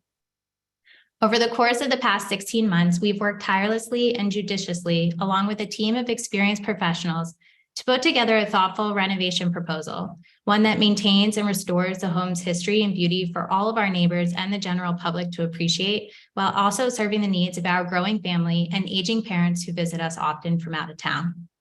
We took cues from the work that's been previously allowed on both sides of the street and made a conscious decision to choose high quality and historically appropriate materials wherever possible, including for the rear facade, which is not visible from any public way. We realize that change is not easy and that construction can be a headache for those around it. We've lived through it ourselves and we can certainly empathize. That said, we strongly believe that the entire community, including our direct neighbors and those elsewhere on this beautiful block, will be better off when this home is restored in a tasteful way while adhering to the rules, regulations, and precedents that were put in place for properties such as this one. Thank you again for your time. We'd be happy to answer any additional questions or address any clarifying points should you have them. Okay, thank you very much. All right, commissioners, do we have any final questions before we move to our discussion? All right, I am going to ask you all to unmute then so we can begin that discussion. All right, and Commissioner Master, would you make a motion to close the hearing? So moved. Thank you. And Commissioner Chu, would you second that motion? Second. All in favor, say aye. Aye. Any opposed? Okay, the hearing is closed and we have 3 areas that we need to comment on. One is the installation of the new railing at the areaway. The historic ironwork was removed prior to designation and the proposal is to do a simple railing at the areaway. The rooftop bulkhead, which also necessitates raising the chimneys. And I think that the visibility of those chimneys is comparable to other chimneys that we've approved in the past over front facades. And the construction of the 2-story rear yard addition. And as I stated, we will look at that addition in terms of how it relates, its scale relates and design relates to the building to which it's being added, and also to the adjacent buildings in central green space. And this was presented, this historic district line, the boundary cuts through the middle of the block, and the other half of the block has a large apartment building. And so this is not visible from a public way, this rear yard addition, but it is before us because the block has relatively few 2-story additions, and so there is a section of the rule that says that for the staff to approve a 2-story rear yard addition, more than 50% of the buildings in the block must have a comparably sized addition. So this is before us again because there aren't more than 50% of the buildings with it. However, there are some, and I think in fact one that was shown that the commission had previously approved, and we have often found 2-story additions to not overwhelm row houses of this size and scale. So that's something to think about as we discuss this proposal. Sarah, So, could I add one yeah. thing to that was just a small oversight on the rear facade that we're looking at here above the rear yard addition. The applicants are proposing to redo the fenestration on that level. The staff level rules would allow 2 of those openings to be combined for an opening about that size, but would call for one of the window openings to be retained. And so the fact that they are adding in much more masonry on the sides and just doing one opening in the center technically does not meet the staff level rules. That was raised in one of the testimonies that was offered. So that should be looked at here as well. Okay, all right, great. So So that's the 4th component of the application. These Many of these changes are, I think, in spirit, pretty aligned with our rules that allow for staff level approvals, but there are some deviations that cause it to come to the full commission for our review today and don't allow staff level approval. So we'll go ahead and begin our discussion. We have the railing, the rooftop bulkhead, which requires the raising of the chimneys, which become visible, two-story rear yard addition, and combining the openings at the third floor. The top floor, where we are normally, where we want to see the historic pattern remain, is going to remain. So we'll begin that discussion. Commissioner Chapin, would you like to start this one?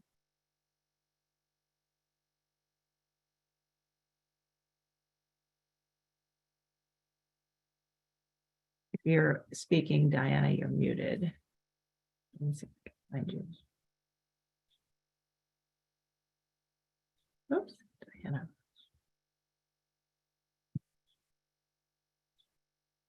All right, I don't know if something's happened to her. She seems to not be there. All right, so let Diana, great, okay. I'm gonna move on to somebody else. Commissioner Ginsburg, would you like to start this one? Okay. So let me go through the things that I think are fairly straightforward, which are 3 of the 4. I think the fence in the front is fine. I think the rooftop bulkhead is fine. I think the combined windows into doors on the 3rd floor in the rear are fine. I'm still, and I'm going to be curious what my other commissioners say, this rear yard addition, my concern is just, it's very big, and it's much bigger than most of the other additions in the block. And having only relatively recently been on the commission, I'm still trying to get my head around it and look forward to hearing what other commissioners have to say about it. Okay, all right, fine. And I will say, I think that this addition does not project any deeper than any of the other additions. So it may be the height that you're concerned about. And I think we have, even in blocks where there are not a lot of additions, often found 2 stories to not overwhelm the building to be appropriate. Thank you. So I think Commissioner Chapin is with us now. Do you want to go ahead, Diana, now?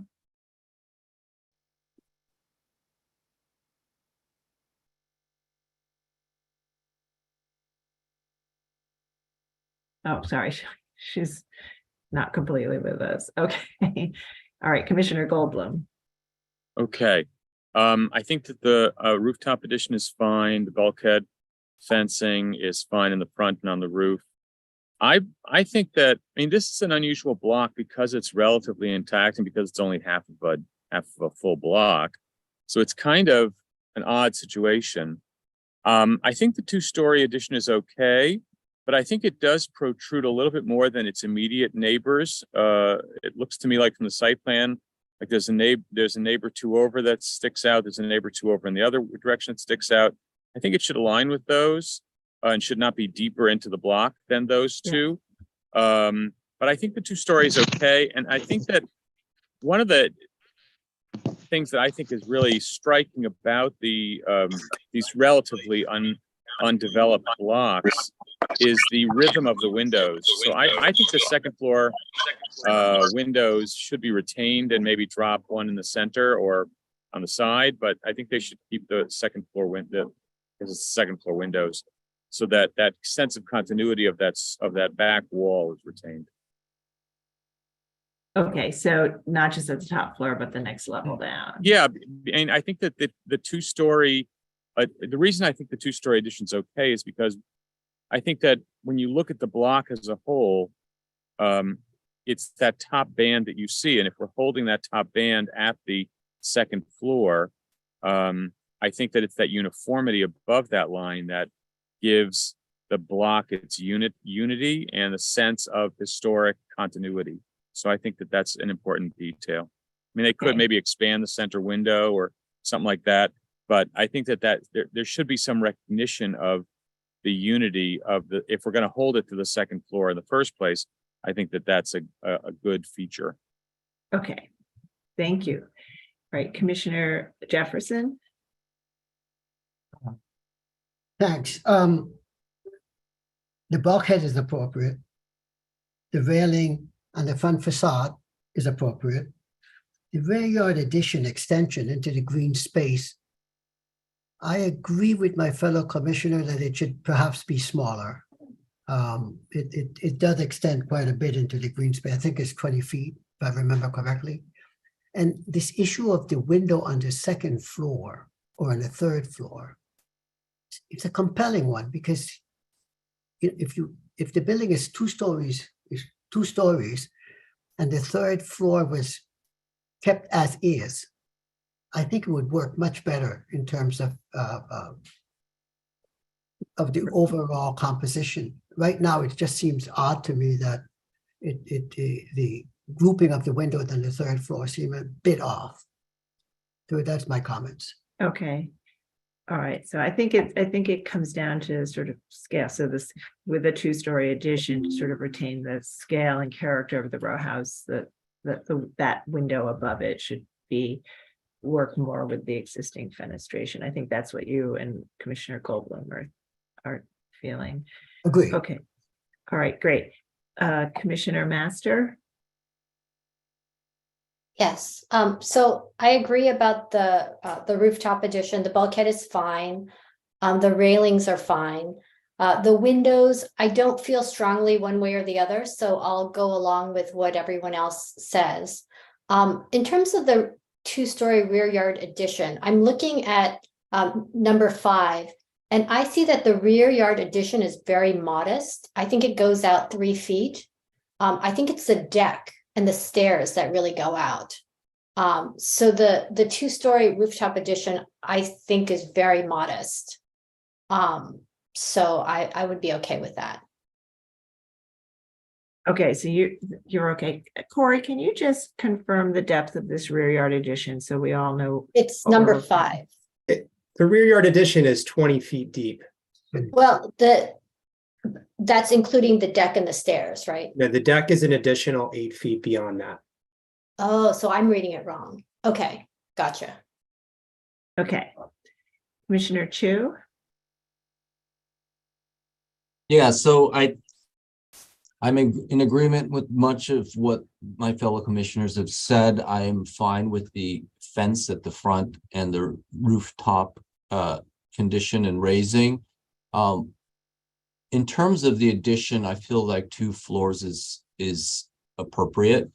I do agree that the windows, the alteration to the windows to that combined opening should retain the existing window openings. I think if we keep the fact that there's 2 floors of the existing historic fabric of the rear there, altering it, I think weakens that whole point.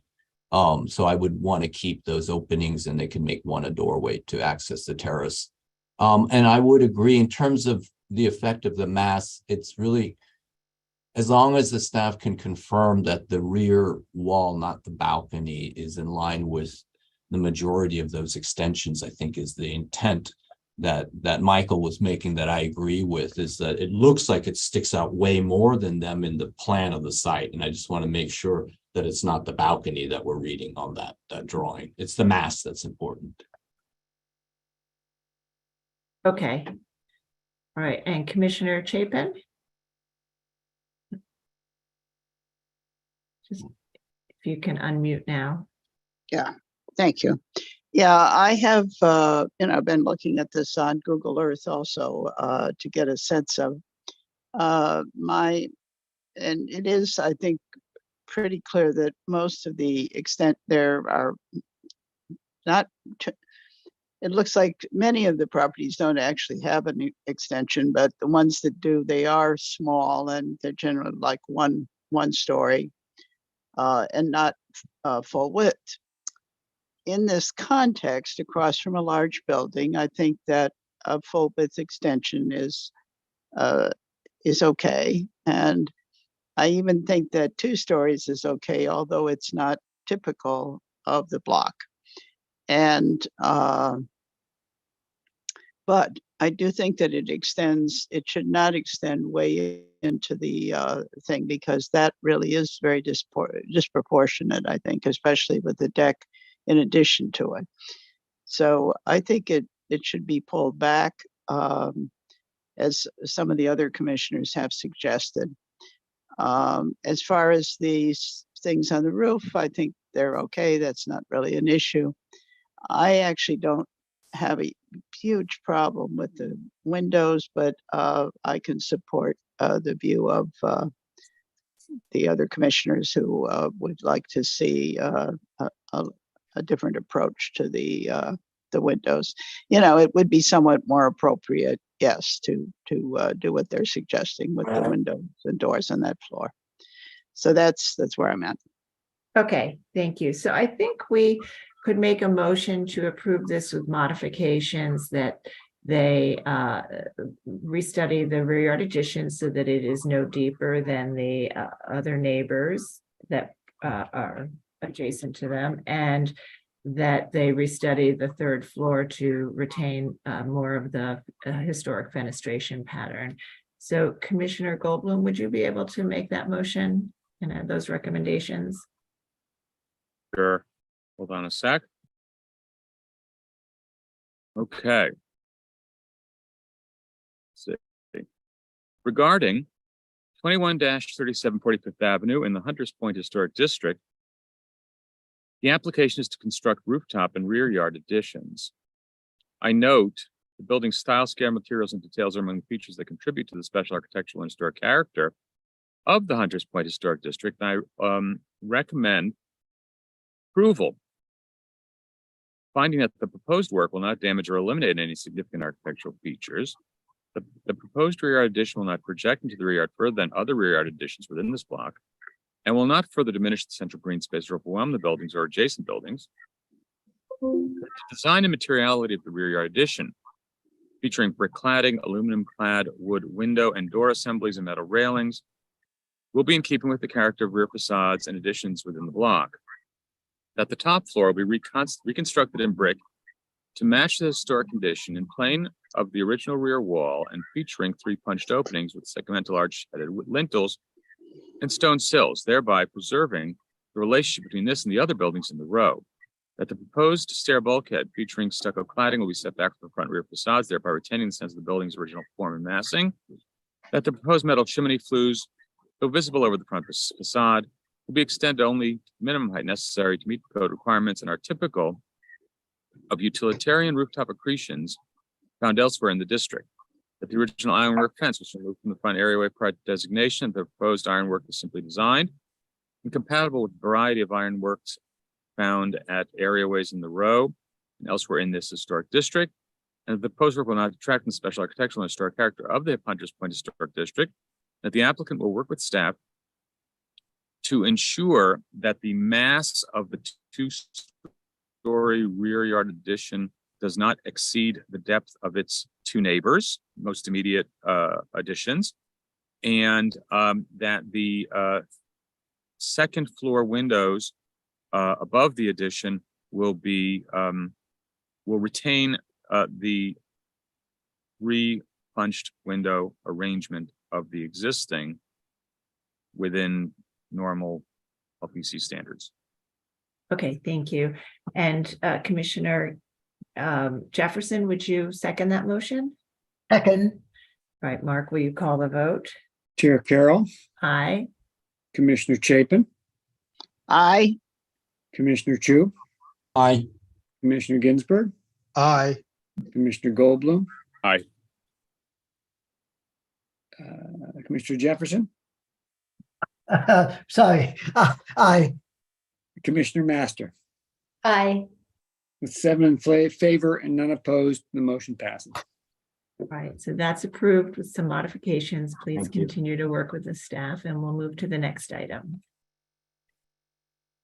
Next item is public hearing item number 4, LPC 23-09312, an application for a certificate of appropriateness in the Borough of Manhattan, block 1121, lot 64, 199 Columbus Avenue, aka 76 West 69th Street, and 191 to 199 Columbus Avenue in the Upper West Side Central Park West Historic District.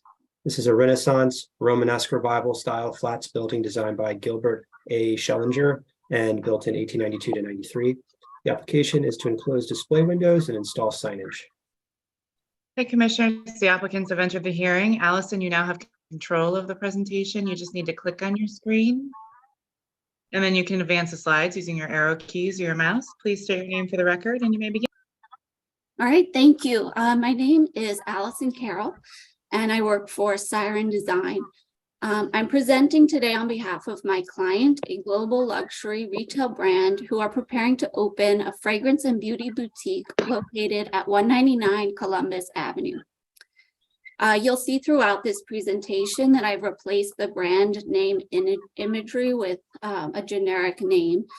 This is upon the request of my client, who has asked to withhold any public imaging with their brand name while the design is still in review. Built in 1892, this building is located on the southeast corner of Columbus Avenue and West 69th Street and consists of commercial spaces on the ground level with residences above. It's located within the Upper West Side Central Park West Historic District. The last alteration to the storefront was for the clothing brand Reese, approved by Landmarks in 2006. These photos taken in April of 2022 show the extent of the existing conditions of the approved work. The lease space consists of 3 main storefront bays. There is 1 smaller arch window, approximately 4 feet above the sidewalk, with fixed clear glazing on the 69th Street facade. If you look at this photo, you can see that window. Reese had installed a large graphic that likely was not officially approved by the commission. Due to the height of the window, it doesn't provide great opportunities to showcase merchandise or views into the store itself. The central storefront opening consists of full-height black glass doors with fixed show windows on either side. And then finally, the last bay here consists of fixed clear glass. Oops, sorry. Okay, so our proposed storefront work consists of cleaning the existing stone, restoration work of damaged cornices, a like-with-like replacement of the black tile base bulkhead at the 2 Columbus Avenue facade bays, a new unlit bracket sign, new set of double doors with signage band above, and new black tile flooring within the recessed entry to match existing. We've been working with Dana Litowitz of the LPC on having this scope of work approved at staff level. However, there are 2 design elements we are proposing for the interior fit out, which require the full landmark review process, and these have to do with visibility and transparency into the store.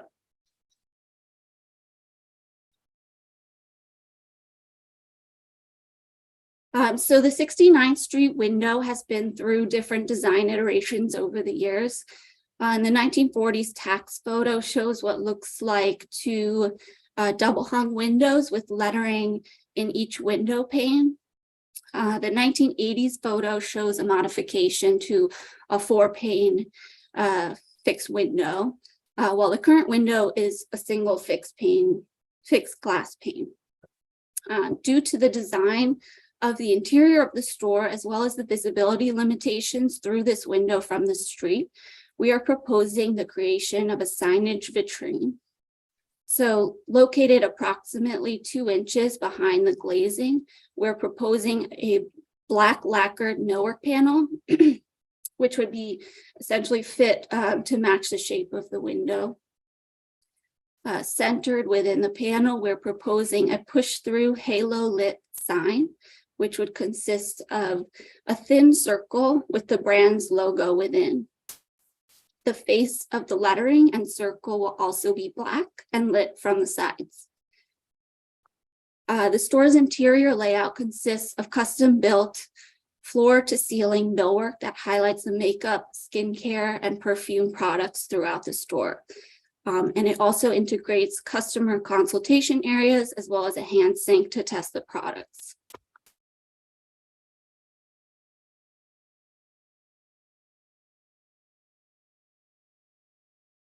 So the current layout of the store in the sales area has this full height millwork running past the window on 69th Street.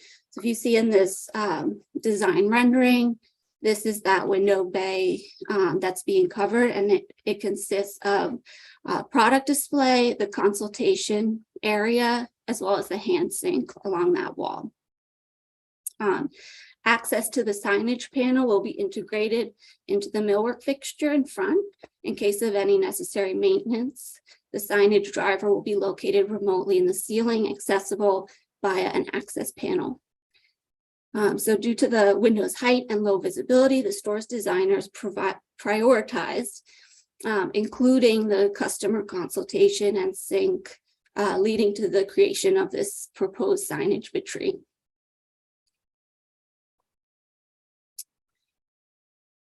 So I included these two examples of what that sign might look like. It's proposed to be a tone-on-tone. So the face of the circle and the letters will be black to match the panel, with the edges protruding past by about 1/8 of an inch. The 1/8 of an inch will have white acrylic that will be lit, providing a subtle glow around the logo. And then the light itself will be connected to a time clock, which will regulate the hours in which it's on, likely 1 to 2 hours before and after the store is open.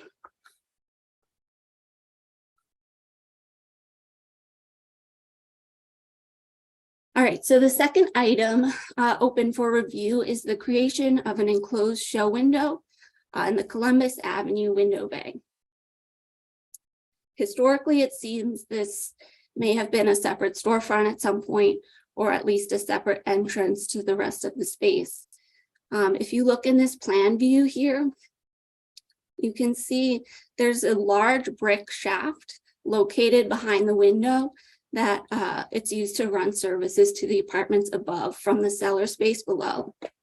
You can see it behind the glazing in the Reese photo. They have racks of clothes kind of pushed up against it. So the space doesn't allow for accessible, shoppable space in this area between the glass and the shaft, unless merchandise is right up against the glazing. So due to the limitations in this area, the current proposed design has a corridor which leads to a new ADA restroom and a new ADA consultation room. So in lieu of a view of the restroom corridor, we're proposing a fully enclosed millwork show window, similar to that at Saks Fifth Avenue or Bloomingdale's, which would be fully accessible from the interior. And this would generally provide opportunities for the visual merchandising team to create product displays. They're selling makeup, fragrances. So this is, they're very small products. So it's an opportunity to create a really special display moment, which can highlight these products.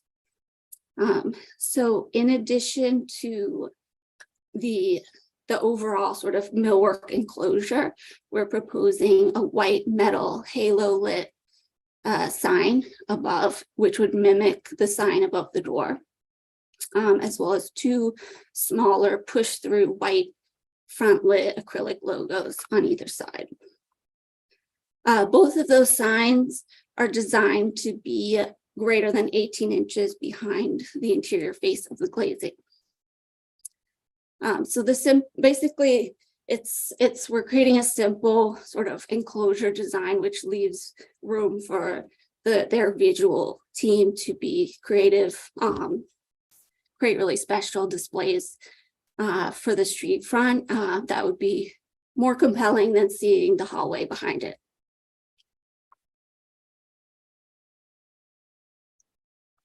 So yeah, overall, our project aims to provide restoration work to some of the damaged areas of the facade, general cleanup of some of the existing conditions, new weather-tight doors, and creation of really high quality custom visual displays and millwork that we hope everyone in the community will enjoy coming to see and visit.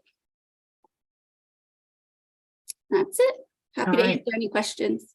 Thank you very much. All right, commissioners, do we have any questions? Yes, Commissioner Ginsburg, please go ahead. So on the 68th Street window, the millwork that is back, not that you're putting right behind the window, how far back is that?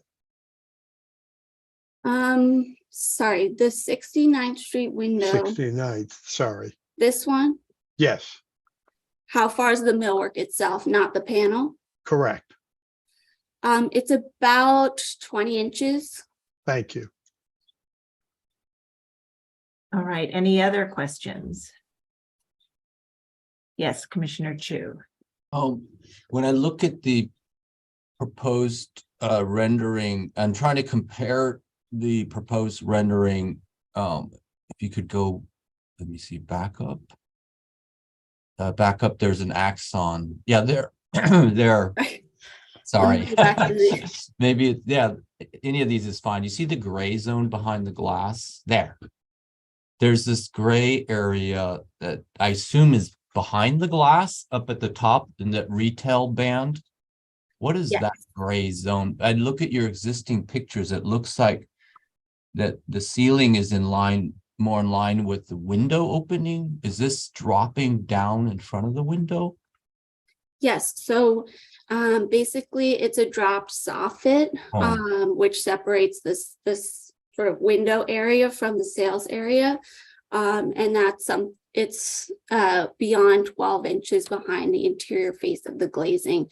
That's something we've worked with the commission at a staff level review to ensure that it's complying. Okay, so it's like an interior soffit of some kind set back from the glass face.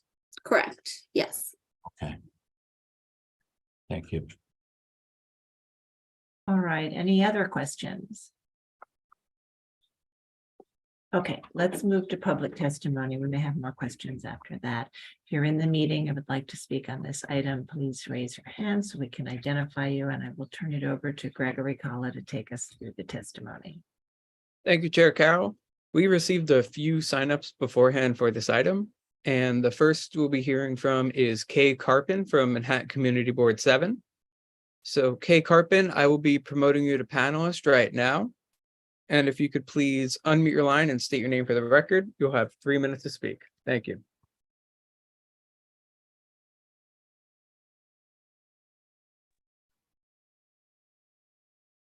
Yes, hello, commissioners.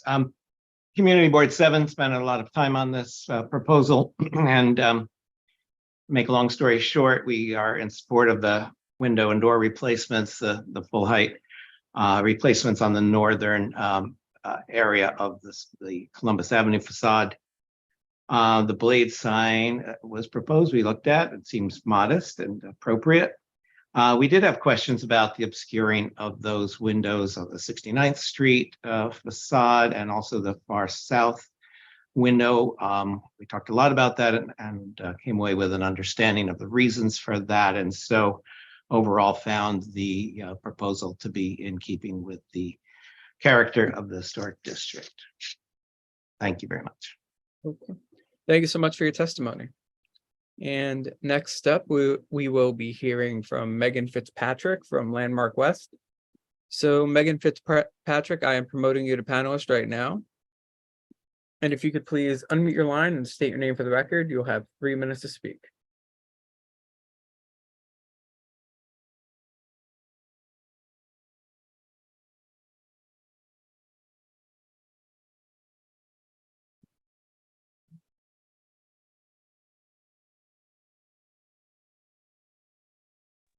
Hello, Commissioners. Megan Fitzpatrick for Landmark West. At first blush, the application looks very simple, but the details from soffits to signage to doors and frames must be closely reviewed. The Landmark West Certificate of Appropriateness Committee believes that fully enclosing 2 windows on the busy intersection of Columbus Avenue and 69th Street would have a negative effect not only on the retail business, but the liveliness of our streets. Currently, there are only 2 stores with street fronting and closed displays along Columbus Avenue, and both are legacy businesses that predate the 1990 designation. Our committee feels that an active display is better than a dead window. We ask the Commission to consider whether boarding up a window from the inside is truly necessary. The window on 69th Street could bear the requested logo but still offer depth. As a rule of thumb, it is a benefit to the community to have no blocked windows. Secondly, this location already features a 2-post banner. No precedent is offered from within the Upper West Side Central Park West Historic District for the proposed bracket sign. The Landmark West Certificate of Appropriateness Committee recommends limiting the fully blocked windows to 1 and working with the existing banner apparatus rather than further drilling into the historic masonry. Thank you. Okay, thank you so much for your testimony. And next up, we will be hearing from John Graham from the Victorian Society in New York. So John Graham, I am promoting you to panelist right now. And if you could please unmute your line and state your name for the record, you'll have 3 minutes to speak. Thank you.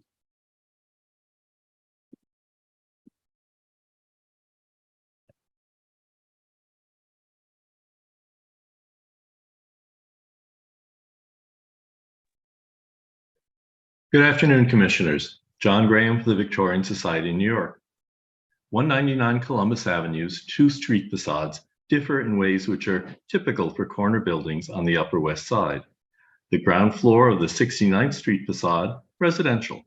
The ground floor of the Columbus Avenue facade, commercial. The VSNY supports the proposed alterations at the arched window opening on the 69th Street facade.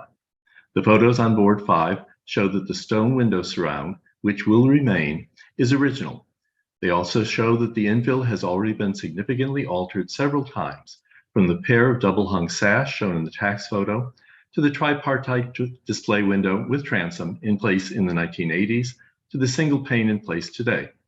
We'll note that many display windows on the residential side of corner buildings in this district have infill, which minimizes the commercial tenant's presence on the side street. Because the proposed work will not require the removal of any historic material and will not add an excessive amount of lighting or signage, we find it appropriate. However, we do not support the applicant's proposal to completely fill the wide display window at the southern end of the store facing Columbus Avenue with an interior partition covered with signage. Any changes to this display window should reflect both the original architect's intent that this be a display window, and also the prevailing neighborhood standards for Columbus Avenue, where large display windows open to the storefront are the norm. We ask that this proposal be modified to reflect both of these. Keep this store window a store window. Thank you, Commissioners. Okay, thank you so much for your testimony. And I'm looking through our attendees list right now. I do not see any further hands raised. So I will bring it back to you, Chair Carroll. Okay, thank you very much. So I'd like to turn back to the applicants and ask if you'd like to, respond to the comments we've heard.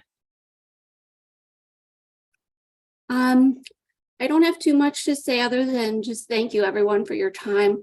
I really appreciate it. So yeah, thank you. Okay, thank you. Great. Commissioners, do we have any final questions before we move to our discussion?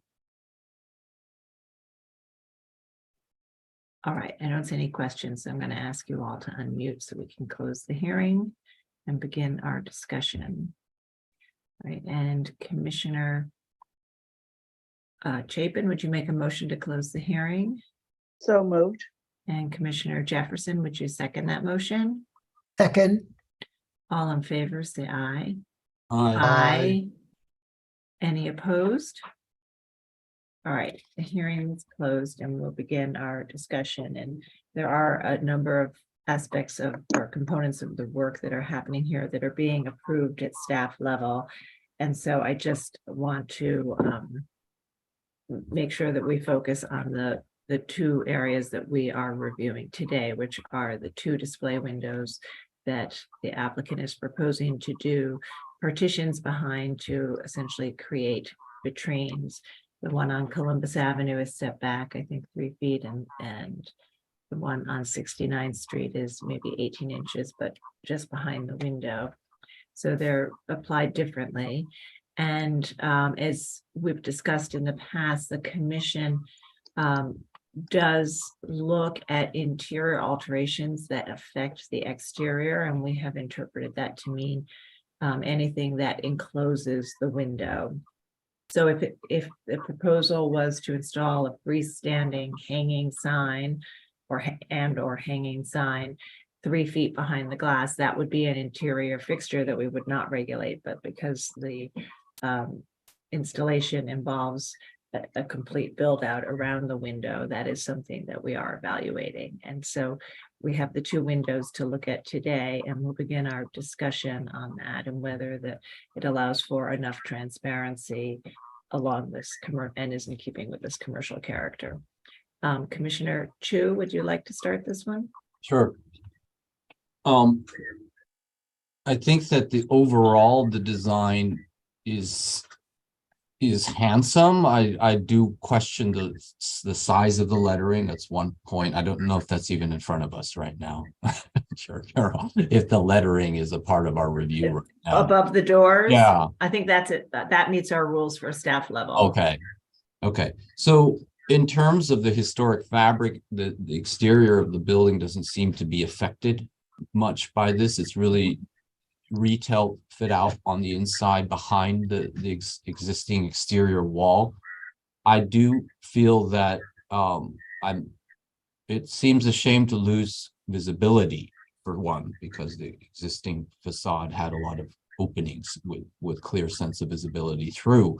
That being said, I do understand that retail at times have need for some kind of signage there, and that visibility is a challenge at times, especially in this layout.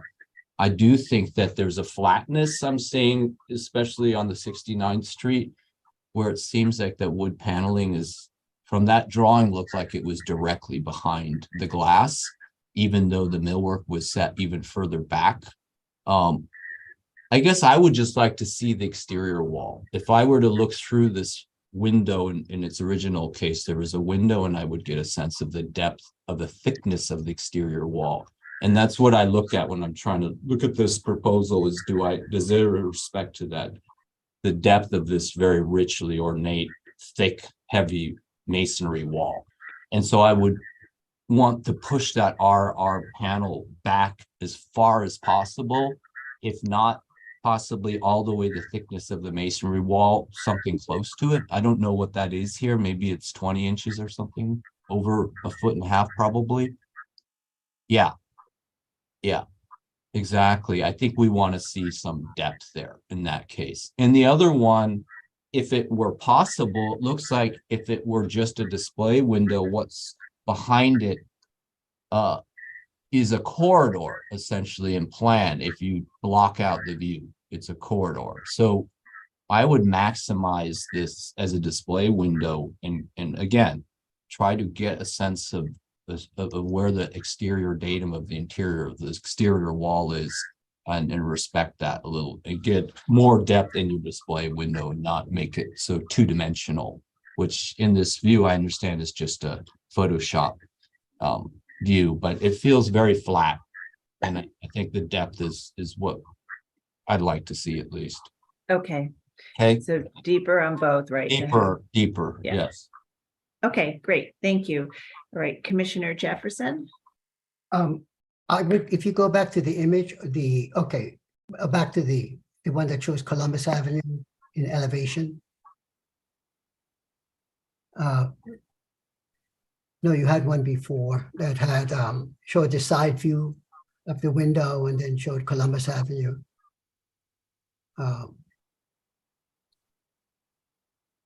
That one, okay.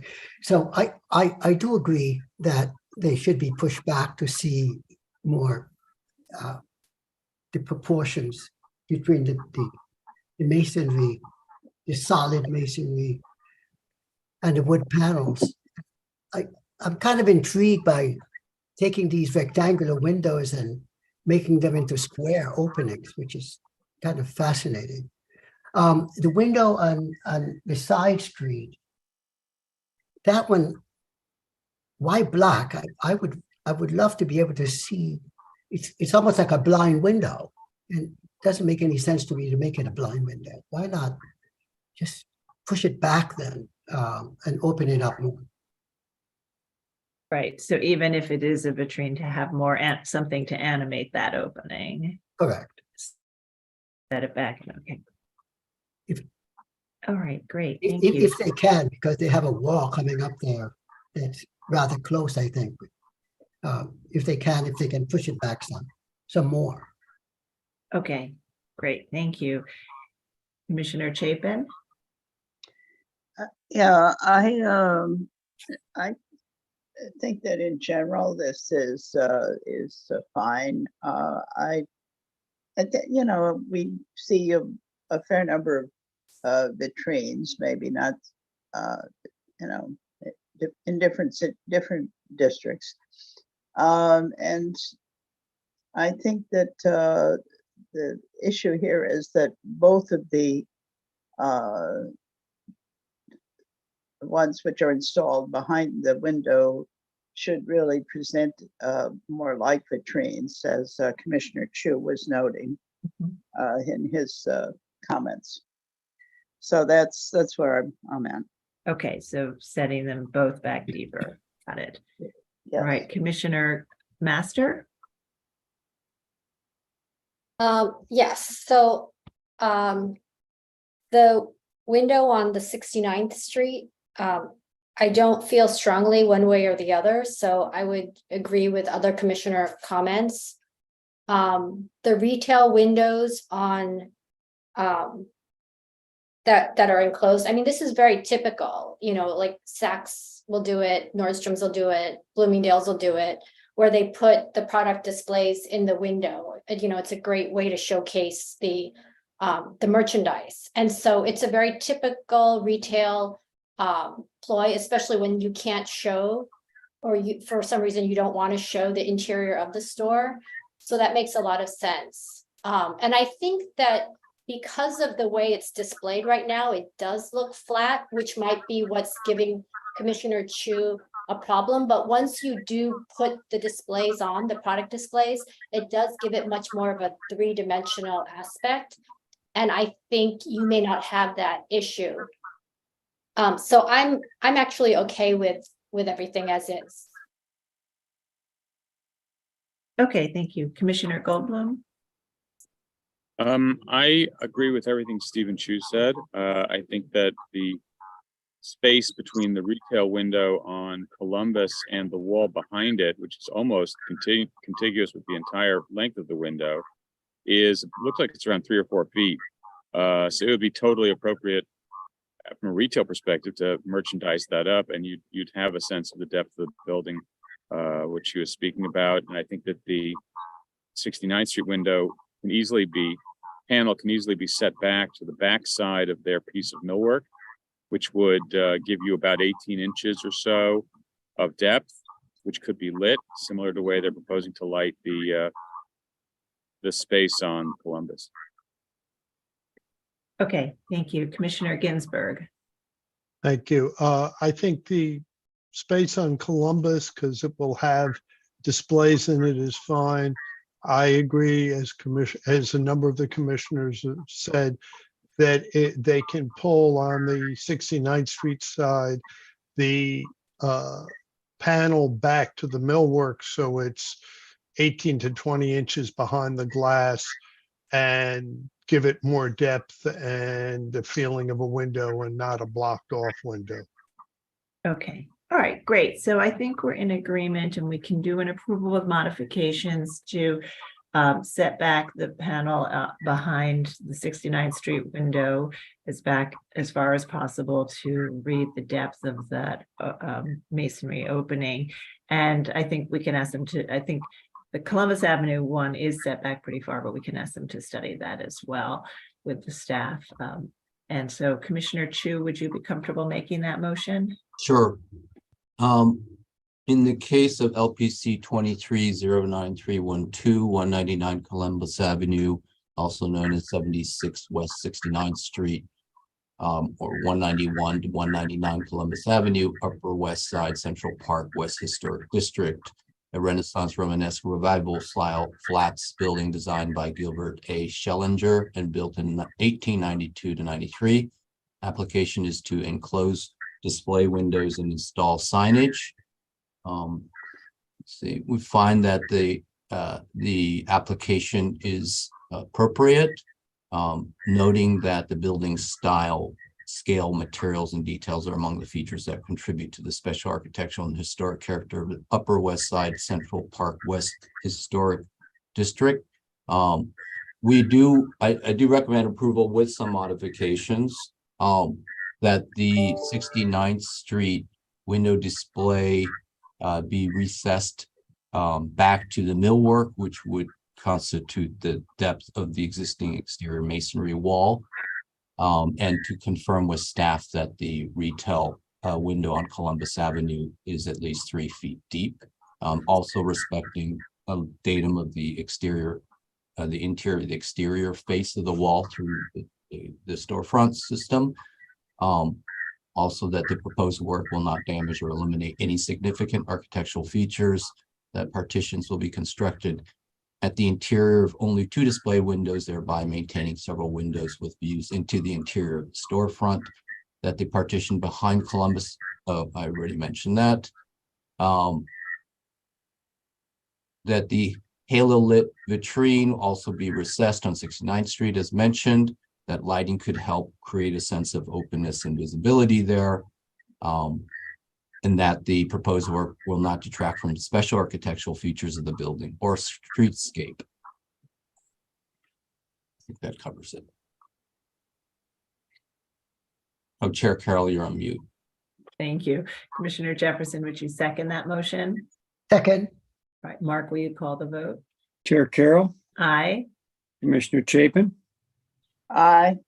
Commissioner Chu, Aye. Commissioner Ginsburg, Aye. Commissioner Goldblum, Aye. Commissioner Jefferson, Aye. Commissioner Master. Aye. With 7 in favor and none opposed, the motion passes. All right, that's approved with that modification, and we'll now move to the next item. Next item is public hearing item number 5, LPC 22-07217. An application for certificate of appropriateness in the Borough of Manhattan, block 1198, lot 46, 36 West 85th Street in the Upper West Side, Central Park West Historic District. This is a Georgian Renaissance Revival style row house designed by George F. Pelham and built in 1897. And the application is to construct a rear yard addition. Hey, commissioners, the applicant is here, but is not accepting my promotion. So Brian, I'm going to promote you to panelist. Please accept this promotion. Great.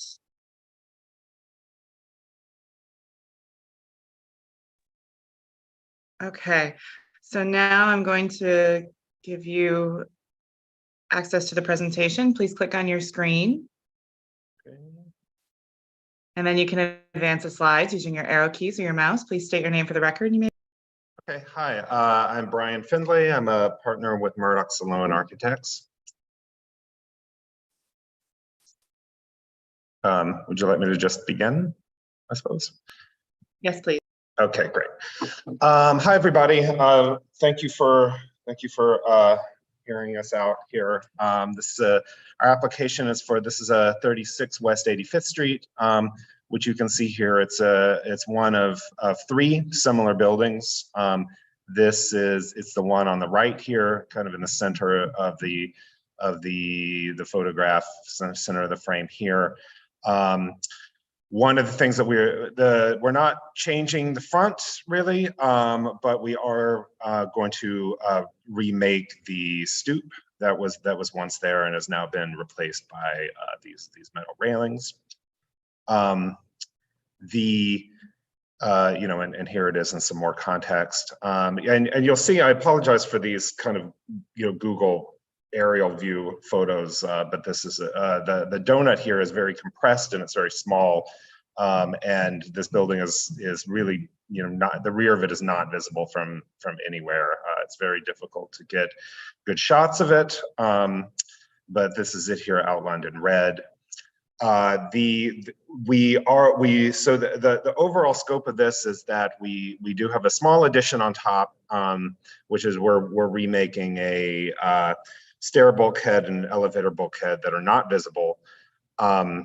And we are extending some of our neighbors' chimneys as we were required to do by law because of the work we are doing on the roof.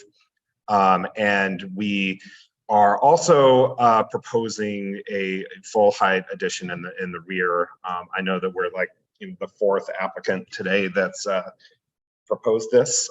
So I've been listening with interest to everybody's comments and everybody's concerns. Try to do this in an efficient manner.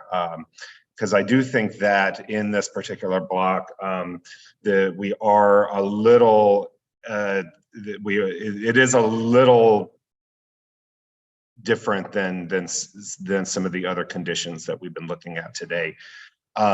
You can see that there are many buildings on this block that have additions going up full height, and I'm assuming that these were all done, pre-commission, but they are, mostly townhouses, and they are quite high.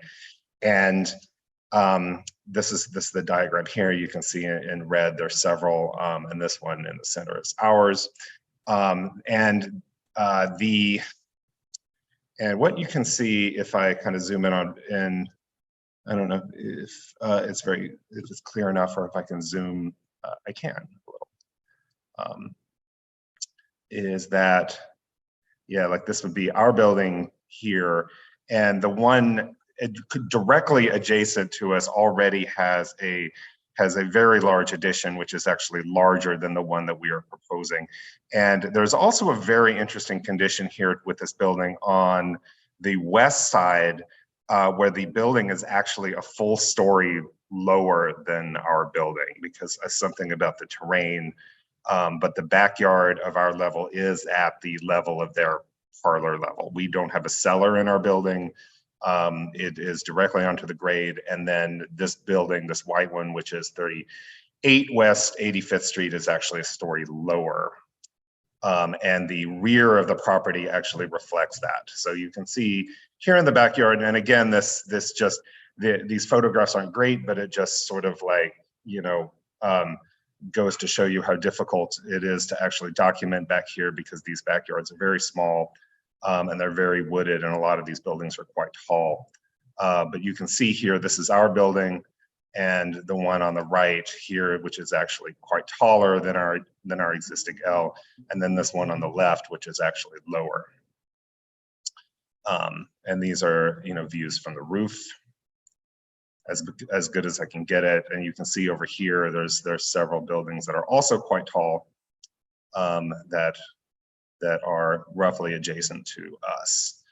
And again, we built a little model of this to kind of show you guys, how much variation there is in the heights and the extensions of these.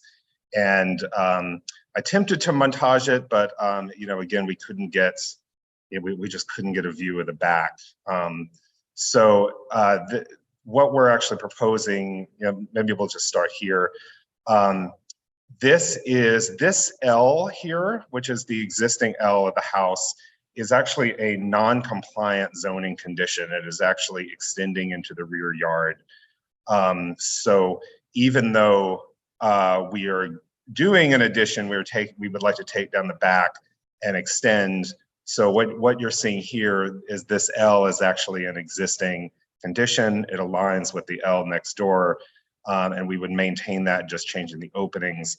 And it would be this piece kind of set back that is the extension that we would be building. So, you can see here, this is it on the left, and it is projecting forward. It is not quite to the neighbor's house. It is still smaller and it is still farther back than what was done on the adjacent property. I'm trying to.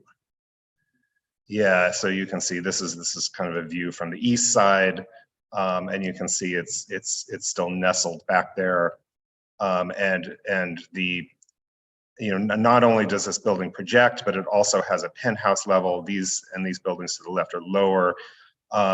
So when we're reconstructing this, we would still be working with the existing materials. We've in the past been able to salvage bricks for reuse and have had some very good, and then cutting them with other salvage bricks, we've had some very good results with that. So we would propose to rebuild this out of CMU backup with a masonry veneer wall, salvaging as many materials as we could, and reconstructing this cornice with the existing corbelling brick, with the window size and proportion, sort of understanding that this rear detailing, I understand the the drive to kind of maintain this top story, at least from an aesthetic perspective. So we would be trying to recreate that, even though we're pushing the building out a little. But as you can see, there's not a lot of height to respond to.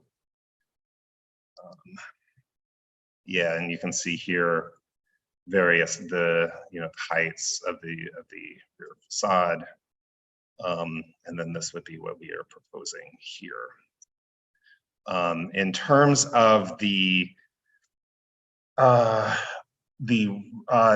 sight lines themselves, we did a mock-up on the top, and the bulkhead that we're proposing is not visible. As I said, we do have to extend some of these chimneys, and the extension would look something like this. So what we had negotiated and talking with Stephanie and now with Hallie and Jared was ways to extend this chimney, and what we had kind of settled on was extending, instead of extending the masonry, which you'll see in a minute is quite blocky, maybe doing it out of metal flues in order to kind of restrict the massing of that. That would be the front facade there, and you can see that poking up. These are our mock-up photographs. What we have, this is the over here on the left. This is the chimney in question. This is the stair bulkhead, which is not visible. One thing that I would like to point out is that this chimney on the right, which you'll see in the montage, that is also visible from the street, we've since determined that we don't have to extend this chimney. It is inactive, and so we would not be extending this. So this part of the mock-up is moot. So this little bit that you can see here, but this you can see down 85th Street because of these buildings. Again, they're a story lower. And then this is, how we would propose to be constructing that. So, yeah, and then there's just some more, information for reference. This is kind of showing the lack of visibility, and then floor plans there. So I don't know if there's anything else that you guys would like to see or like to walk through. I know you've looked at this already. Okay, so let's see. Do we have any questions, commissioners? Either about the proposal or the context? All right, I don't think we have any questions. So let's see if we have public testimony. If you're in the meeting and would like to speak on this item, please raise your hand so we can identify you, and I'll turn it over to Gregory to take us through the testimony. Thank you, Chair Carroll. We received a couple of signups for this item, so we'll be hearing from those people first. The first signup is Kay Carpin from Manhattan Community Board 7. So Kay Carpin, I will be promoting you to panelist right now. And if you could please state your name for the record, you'll have 3 minutes to speak. Thank you. Hello again, that's me, Kay Carpin, Central from Community Board number 7. We had to split our resolution on this project. I'll start by our approval of the application as and with respect to the front facade work, and of course the restoring of the stoop, very much in favor of that, and that passed unanimously.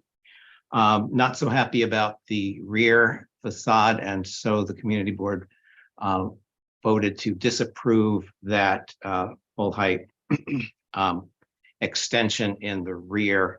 And also there was a question about window replacement. That was the replacement of a number of double hung windows with single pane casements on the front. Maybe that's gone away. If so, great. And that sums it up, I think. So thank you very much. Okay, thank you so much for your testimony.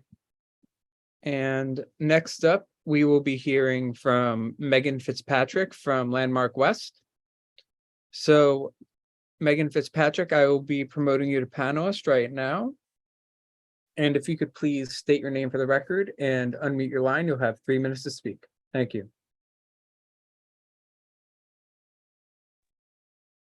Hello, Commissioners. Megan Fitzpatrick for Landmark West.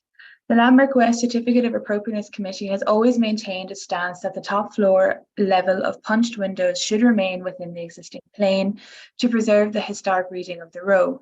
The proposed rear yard extension no longer aligns with its sibling at 33 West 85th Street.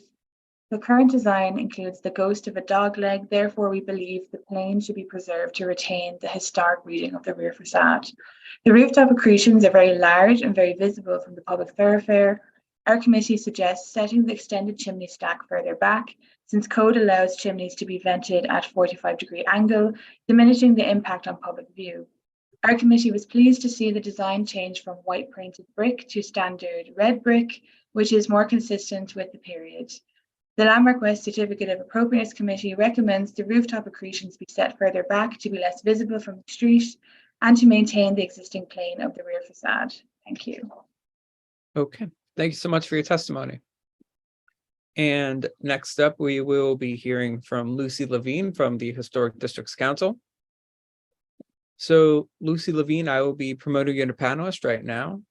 And if you could please unmute your line and state your name for the record, you'll have 3 minutes to speak. Thank you. Hi, Commissioners. My name is Lucy Levine. I'm speaking on behalf of the Historic Districts Council. What is being proposed here is not a rear yard addition, but instead a full height extension, which is completely inappropriate. The top 2 floors of the extension should be eliminated. Thank you. Okay. Thank you so much for your testimony. And I'm looking through our list of attendees right now, and I do not see any further hands raised. So I will bring it back to you, Chair Carroll. Thank you very much. All right, I'd like to turn to the applicants and ask if you'd like to respond to the testimony. Yes. Yes, so we did present to community board, and we did discuss the back addition, and I believe and it was a split, but I think that we did land on, but for the record, we were not, I think if I'm remembering, the objection was about a single story on the top, and about respecting the existing cornice line and not 2 stories. So I think that was my memory there. And we did, and I also looked into angling the chimneys on the facade. So so I think the comment was about not only extending the metal chimneys, but also angling them back at a 45-degree angle. And what we found was that it didn't necessarily make them less visible. And in fact, we sort of thought that it made them actually a little more visible, just because of the configuration is so unusual. And they would kind of have to, they still kind of have to stack on top of each other. So you would kind of see 4 bent chimneys in a row as opposed to 4 straight chimneys. So I would sort of argue that the straight chimneys actually sort of make less of an impact But that's simply just my opinion as a designer. Okay, thank you. Yes, Commissioner Chu. And just a question, Mr. Finley, you mentioned that the existing rear yard piece was existing non-conforming. Is that because it's not 30 feet to the rear lot line? Correct. It's 27 feet to the rear property line. Yes. Got it. So 30 feet would be where you propose the rear facade. Exactly. So, yeah. Thank you. Okay, any other final questions? All right, commissioners, I'm gonna ask you all to unmute so we can close the hearing and move to our discussion. Commissioner Master, would you make a motion to close the hearing? So moved. Thank you. And Commissioner Jefferson, would you second that motion? Second. All in favor, say aye. Aye. Aye. Any opposed? Right, the hearing is closed and we'll begin our discussion. And we've had a number of proposals for rear yard additions today. This is another sort of varied block with an adjacent building that has a full height L. And the proposal is to do a full height rear yard addition that would set back slightly from the plane of the existing rear L, which would be retained. The proposal also includes raising chimneys in conjunction with the stair bulkhead. And, I think that the visibility of those is seen in the context of, again, sort of a range or some variation in the heights of the street walls. So I think that is somewhat comparable. We have approved sloping or angling chimney flues to reduce the visibility, but in this case, I think as the applicant pointed out, you'd see the angle. So that's something to think about if we want to consider that and how typical that would look. So, so it's the full height rear yard additions and the visibility of the chimneys. So we'll begin our discussion now. Commissioner Chapin, would you like to start this one? Okay. I feel, in general, I think an addition is a change in the addition could be appropriate here. I do feel like the entire sense of the original mass of the building is lost with this. There was that very large addition next to it with the L. I wanted to ask and didn't about that one. Was that something the commission approved? Corey, I don't know if you can answer that. I have a feeling it probably full height predates us, but Corey, can you confirm that? My understanding is that it predates our jurisdiction over it, so pre-designation condition. Thank you. So you've got the three buildings in a row, and from the front, which the facade is all, is compatible. And then you've got the three in the back and the one in the middle that was added to at some prior date, before we had a jurisdiction, has upset the sense of those three buildings and where their actual plane was. And I don't feel very comfortable with changing that plane. So I'd like to retain that plane at least for some floors, so it's clear that, what the original plane of the building is. And this really distorts the sense of where the building was by moving it out and on 4 floors with an additional small addition, sort of a bay window in front of it. So I'd like to hear what others have to say, but I feel like it's really changing the sense of what this building was originally. Okay. So it should be lowered somewhat. And do you have an opinion about the chimneys? I don't really have a problem with the chimney issues. That it's very common for those to be seen neighborhoods, and if the other change, that's what I would say about that. Okay, great, thank you. Commissioner Goldblum. Okay. The one thing about, I mean, this block is very different from some of the other blocks we saw today, in that it's a bit of a mess. It's kind of all over the place. But if there is any kind of rhythm to it or quality to it, it's these paired L's. You look at the site plan, it's not by any means pure, but the overwhelming rhythm is of paired L's. And I think that's an interesting rhythm, and it's a rhythm that deserves notice. So in a funny way, the fact that their L is too close to its rear lot line, forcing them to leave it exposed, is an advantage in my view, because it allows for that rhythm to be read, even though they're proposing to add a full width addition next to it, above it. I agree that it should come down a story so that the top floor windows are visible. I also think that they should look at the window head details. I think if the staff can determine that the arched window head details that are on this building are in any way kind of exemplary of this row or of this area, I think that the switching out of them for the precast lintels is an unfortunate modification, and I would urge them to work with staff to hold on to that. It's a pretty distinctive thing on the building.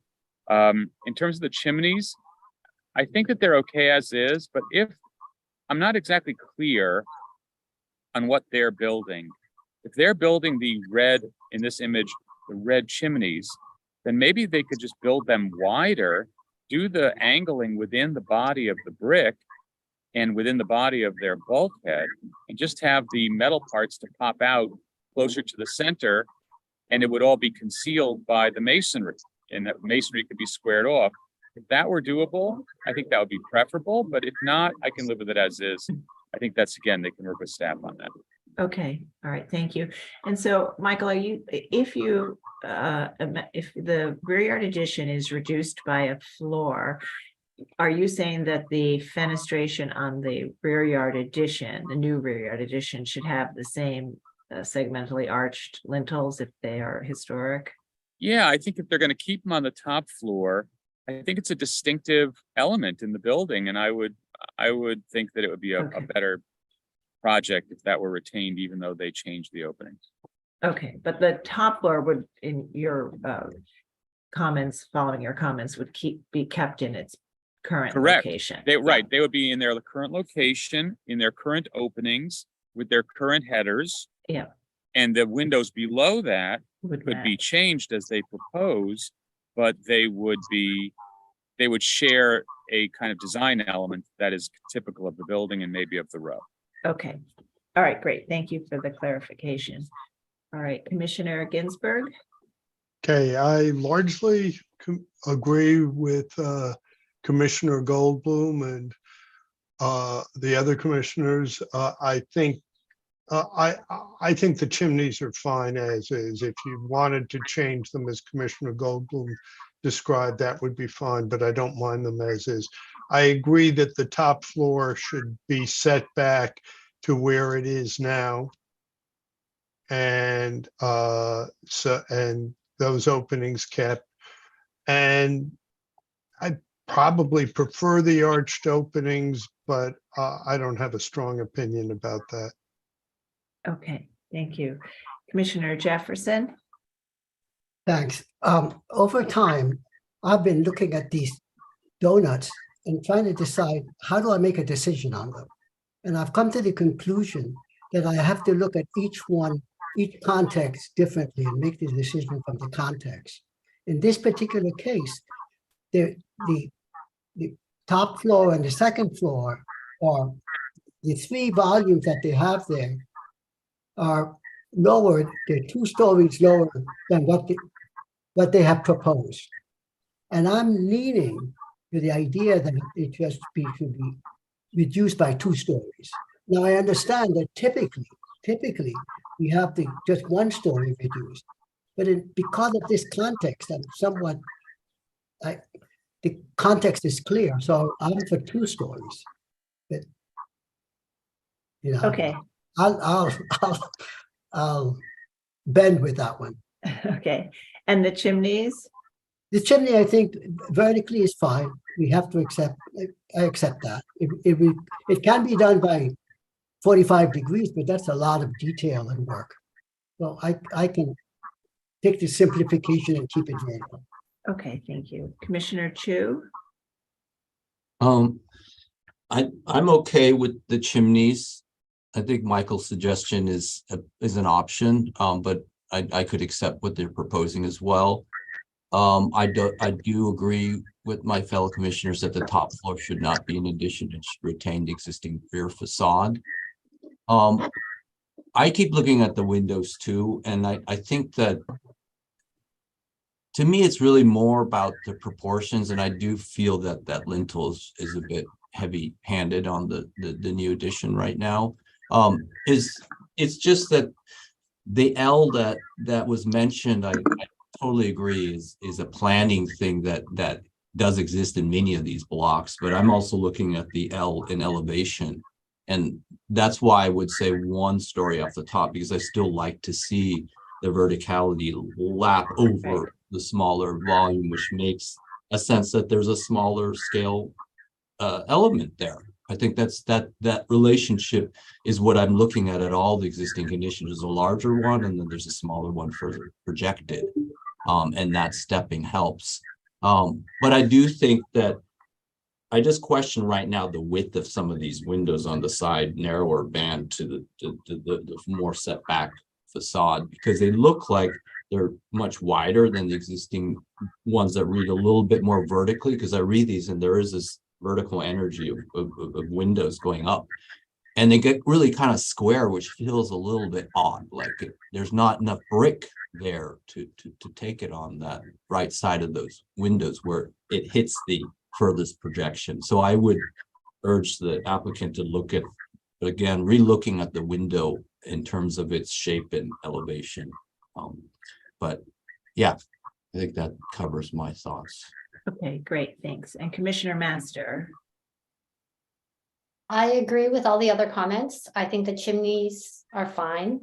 And I think we should take down the rear addition by 1 floor. And I agree with the comments about the windows. Okay, great.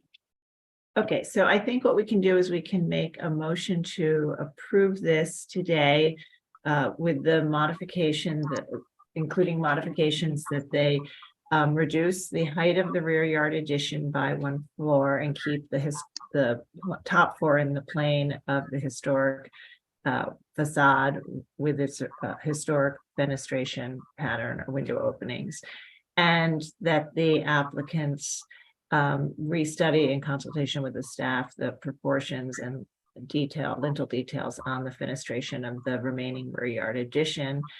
And I think we have enough to approve the chimneys as is, but we could suggest that they explore alternatives to angling it without impacting the visibility. But I think we have enough as is. Commissioner Goldblum, would you be comfortable making that motion? Sure. Regarding 36 West 85th Street on the Upper West Side, Central Park West Historic District, the application is to construct a rear yard addition. I note that the building's style, scale, materials, and details are among the features that contribute to the special architectural and historic character of the Upper West Side Central Park West Historic District. I recommend approval with modifications, finding that the proposed work will not damage or eliminate any significant architectural features. That proposed work at the rear of the building will not be visible from any public thoroughfare. That the proposed rear extension will retain a portion of the historic rear L and will not extend beyond the existing adjacent rear additions, and therefore the work will not diminish the block's central green space. That the building is not a part of a unified road, therefore the proposed addition will not disrupt the consistent row of rear facades. That the materials and design of the rear yard addition, featuring brick cladding and punched openings, will be in keeping with other rear facades and additions of row houses found within the interior of this block. and that the proposed metal chimney flues, though visible over the front facade, will be extended only to the minimum height necessary to meet code requirements and are typical of utilitarian rooftop accretions found elsewhere in the district. However, I asked that I recommend that the applicant work with the staff to remove the top floor of the extension, which would allow for the existing openings to remain visible, and that the applicant work with the staff on examining the proportions and detailing of the balance of the windows on the lower floors, and that the applicant, while it is acceptable to the commission to leave the chimneys as designed, that if it were possible to angle them and then enclose that within masonry such that the chimneys were reduced in their visibility, the commission would find that acceptable too. All right, great, thank you. And Commissioner Jefferson, would you second that motion? Second. Right. All right, Mark, will you call the vote? Chair Carroll, Aye. Commissioner Chapin, Aye. Commissioner Chu, Aye. Commissioner Ginsburg, Aye. Commissioner Goldblum, Aye. Commissioner Jefferson, Aye. Commissioner Master. Aye. 7 in favor, none opposed. The motion passes. All right, thank you. So that's approved with some modifications to the rear facade plan and the option to continue to explore the chimneys with the staff. All right, we'll move to the next and final public hearing item today. The last item of the day is public hearing item number 6, LPC 23-02899. This is an application for an amendment. It's in the Borough of Manhattan, block 1401, lot 54, 130 East 67th Street, 130 to 134 East 67th Street apartment building, individual landmark. This is an Italian Renaissance style apartment building designed by Charles A. Platt and built in 1907. The application is to amend permit for minor work 04-2679 and miscellaneous amendment 06-5330, which established a master plan governing the future installation of windows. Okay, commissioners, the applicants have entered the hearing. David, you now have control of the presentation. You can advance the slides using your arrow keys or your mouse. Please state your name for the record and you may begin. Yes, hi. My name is David Bukovi. I'm an architect. My firm, David Bukovi Architect, was retained by the board of 130 East 67th Street to request an amendment to the master plan of this building. Here we go. Okay, there was a little lag. The building was constructed in 1907 by the architects, designed by the architects Ross Turn Wright. The actual designer was well known, Charles Platt. The building was individually landmarked in 1979, and a master plan was granted, I think, in about 2006. The building's at the corner of Lexington and East 67th Street, and it has wood windows on the two facades facing north and facing west. They're wood windows, and the master plan windows were for essentially wood windows matching the existing. We're proposing or requesting that the master plan be amended to permit a Marvin clad window, clad being clad with aluminum on the exterior and wood construction mostly, and wood exposed on the interior. The frames of the building's windows and the brick molds would remain the same. We would just be replacing the sashes, respecting the sight lines, not reducing or diminishing the amount of glazing. Muntin's sash profiles remain essentially the same. Very small differences, and the color would be a standard color. We actually had a custom color prepared by Marvin, which is listed in our documents. So the aluminum receives a powder coat that is based on a Benjamin Moore color that matches the color of the windows. The master plan didn't specify an exact color. I think it just used the term beige. So there's some specificity here in our application. That's actually it in a nutshell. It's simply requesting that this aluminum clad Marvin window be added to the master plan as an option, and of course the wood window option remaining as well. Okay, thank you very much. We do have a question. Commissioner Goldblum, please go ahead. Couple of questions. Thank you. First of all, is there any evidence of these windows as ever having their wood finish exposed, or were they always painted? Oh, there's no evidence of that. I mean, the master plan lists them as beige. The photographs we have from the 80s show them painted in a consistent color. So that's the extent of my knowledge on the history of the wood. And were the historic windows like a special wood? Were they mahogany or something nice, or were they just painted wood? Well, they were painted wood. I mean, typically a high quality window. This was a high quality building at the time. It's a rather well known building historically. I don't know the species of wood used, but I would say mahogany is a common kind of hardwood used in these historic windows, but I can't say for sure. But I doubt that it would have been, based on my historical knowledge, I doubt it would have been an exposed wood at any time. I think it would have always been painted. Right. And do you know how many windows so far have been replaced under the master plan? I don't know. I don't have the answer to that question. Okay, thanks. Okay, any other questions? Okay, let's move to public testimony, and we may have more questions after that. If you're in the meeting and would like to, Commissioner Chu, please go ahead. Yeah, and it's a simple question because this is an alternate window being proposed, the wooden, and I think I heard it was aluminum clad wood windows. Is there any difference in the profile of the proposed Marvin window than the existing sections in terms of dimensions and true opening glaze light? No. Okay. Yeah, we're not reducing or diminishing the glazing, and the profiles are very close to what was approved in the master plan. Okay. So Muntins, for example, I think our Muntin might even be slightly narrower than the by an eighth than the approved master plan wood Muntin. And you're showing a true divided light for your divisions on the. We're not. We're showing a simulated divided light. Yeah. Okay. Where the cursor is showing, it's correct. Okay. Oh, the one on the left is the.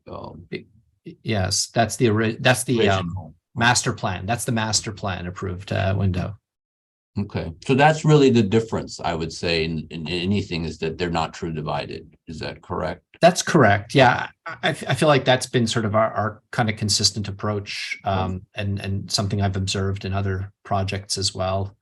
The simulated divided light. It's a high-rise building. In the interior, just out of curiosity, sure. What is the finish of the wood? What type of wood are you proposing? Oh well, it would be wood, like that would be painted like a paint grade wood. It's not a particular species. Okay. I feel because it's a master plan, we can't indulge in too much specificity because other people will follow suit. Okay, a paint on the interior. Correct. Yes. Okay, and just again, with the commission doesn't really regulate the species of wood, and I think based on our knowledge and experience, we presume that the windows historically were painted. The master plan may have even had a paint analysis at the time. We can find out more about that, but I do wonder, did the master plan actually approve true divided lights? Because the commission routinely approves simulated divided lights, maybe with a Muntin on the inside and a Muntin on the outside and a spacer bar in between. The master plan from 2006 was for a true divided light. Okay. Just a reminder to everyone, the master plan, as originally approved and amended, was put forth by the building and reviewed and approved at staff level. It was never before the commissioners at a public hearing or through that process. So, just as staff could have also reviewed and approved simulated divided light windows at that time, what was proposed by the building was true divided light. So it's not like that was a required element. It's what was proposed at that time. Okay, Commissioner Ginsburg. My question is, my understanding correct that the simulated divided lights have a better R value because they don't have the same edge condition as true divided lights? Oh, absolutely. You're reducing the perimeter of the window, and the perimeter of the interior insulated glazing unit is a weak point. So the U value of the insulated glazing unit will be superior, and then overall the overall U value of the fenestration will be superior. And I just also would point out, this is before us because it is proposing another window type in a different material. If it was proposing a new double glazed wood window with simulated divided lights that had a similar profile, that would be eligible for staff level approval. So the simulated divided light is not something that is typically required or that is triggering the public hearing. Or the lack of it is not triggering the public hearing in this case. Okay, any other questions? Yes, Commissioner Goldblum. Sorry, but I'm looking at this section. It looks like the simulated true divided light that they're showing on the right does not have the spacer bar in it. Am I missing something? Is that accurate? That's correct. Why not? Because it's simulated.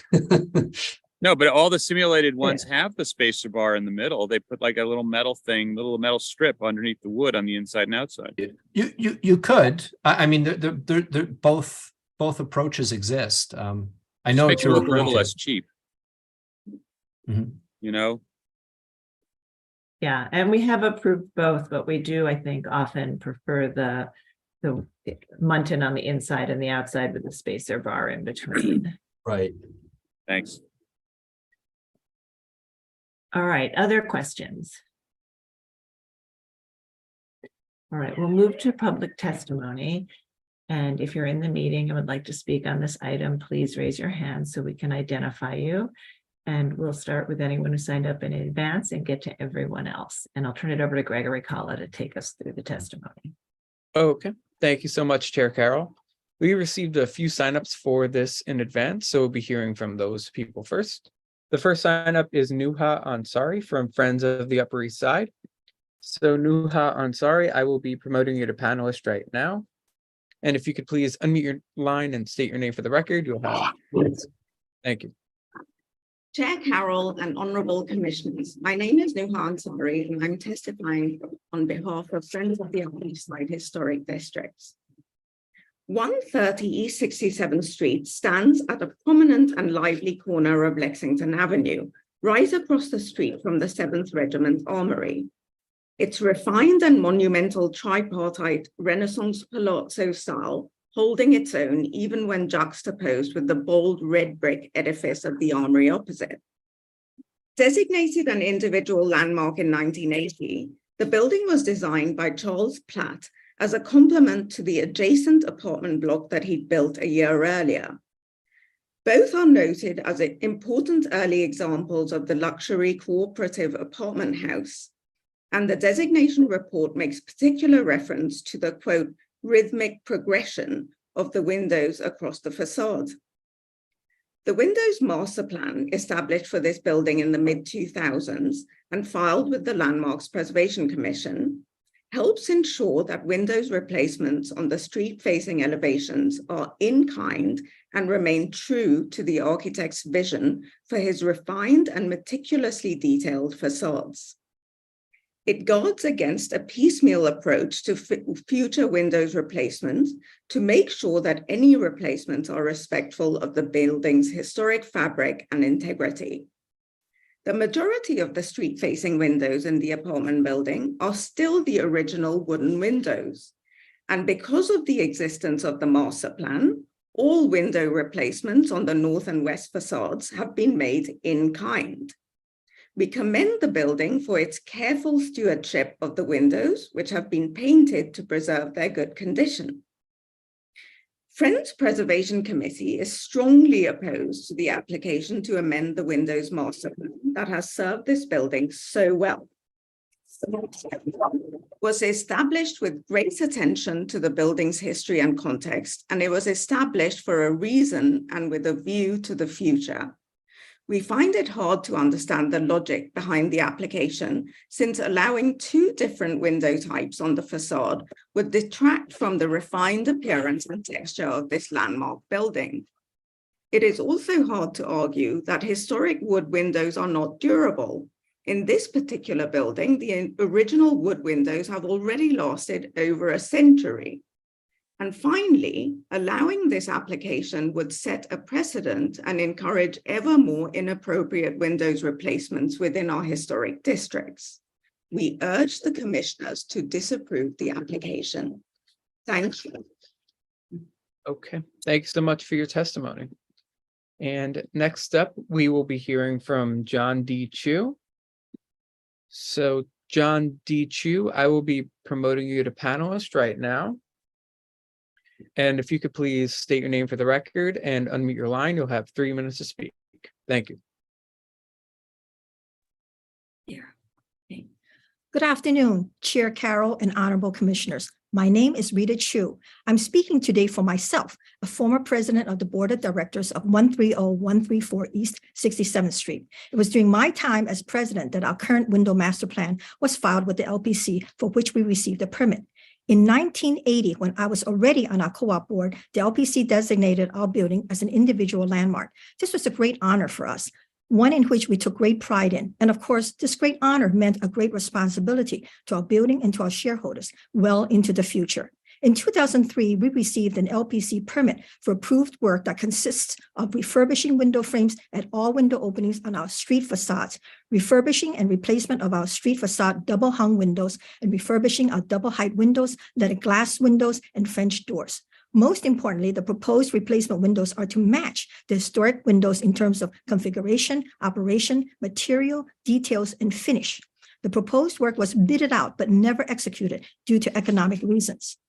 However, I have had a front row seat to many CFA applications for windows in multi-story apartment buildings on the Upper East Side.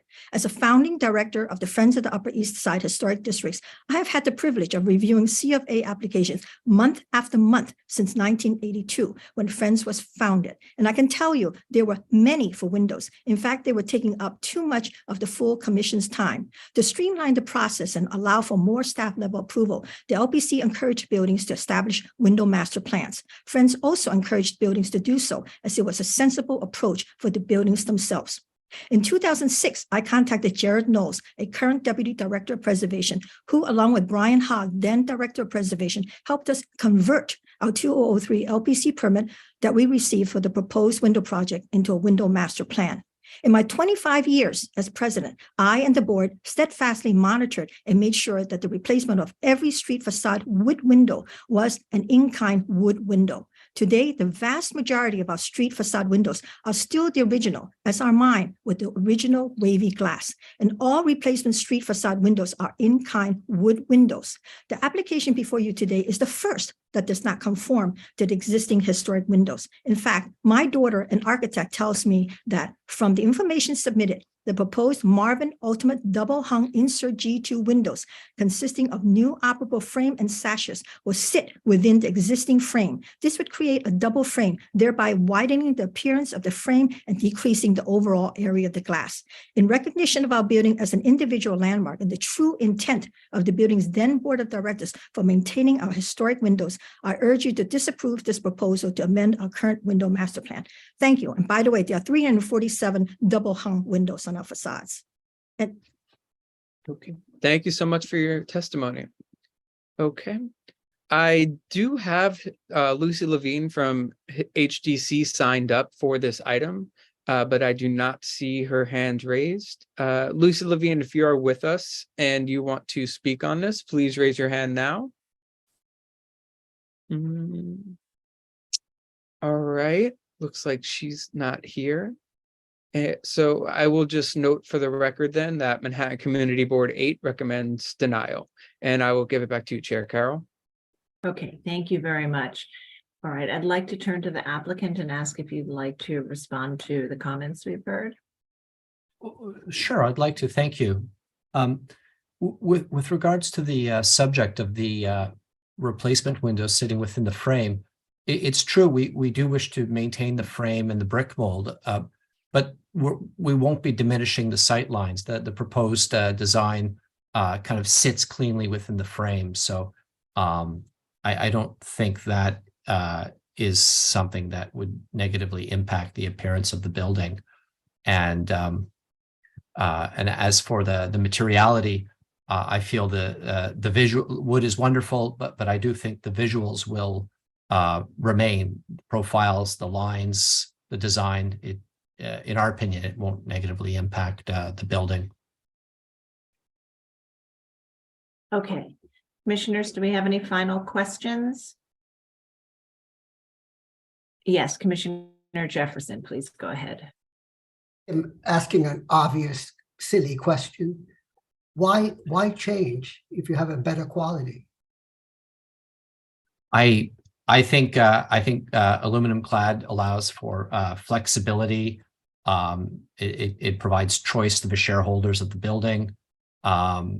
This is not a landmarks reason, but it also has a very good U value. It's a tested assembly. It meets the present day energy code. This building has such a listing that it doesn't need to comply with the energy code, but our proposed window will comply with the energy code from a solar heat gain coefficient perspective, U value, air leakage. I know this is not subject matter for a landmarks approval, but that's part of the response. Thank you. Thank you. Wood windows, wood also is not the same wood that it used to be. All these windows were made from old growth, original wood that had very tight grains. 100% wood windows are not always of the same quality. So a one-to-one wood replacement is not a 100% guarantee that you'll have a product that will last another 100 years. But I do recognize that these windows have lasted a long time and look great. Thank you very much. Okay, thank you. All right, any other final questions? Okay, not seeing any other questions. I'm going to ask you all to unmute so that we can move to our discussion. Commissioner Jefferson, would you make a motion to close the hearing? So move.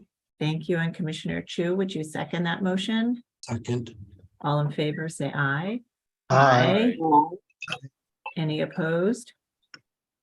Okay, the hearing is closed and we'll begin our discussion. And so just to kind of separate issues a little bit, the building has an existing master plan, which met the rules for a staff level approval for the replacement of the wood windows in kind with new true divided light wood windows.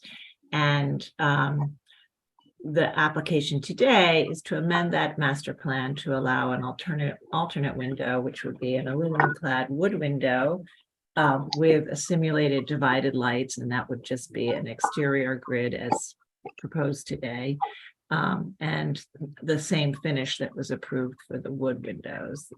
And so just to be clear, on the commission does, when we approve master plans for buildings, we do allow for variety, some level of variety, because we can't regulate what contractor or manufacturer you use. And so we do allow we sort of approve the general specifications, but knowing that there are different manufacturers, there's a certain leeway for a little bit of variety.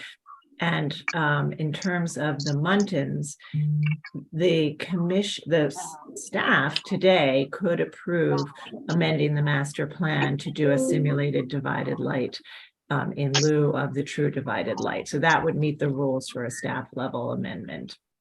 So what's really triggering the review today is that there is a change in material being proposed. And again, if this were a building within a historic district, the staff could approve a metal clad wood alternative at staff level that would meet the rules as long as the profiles matched.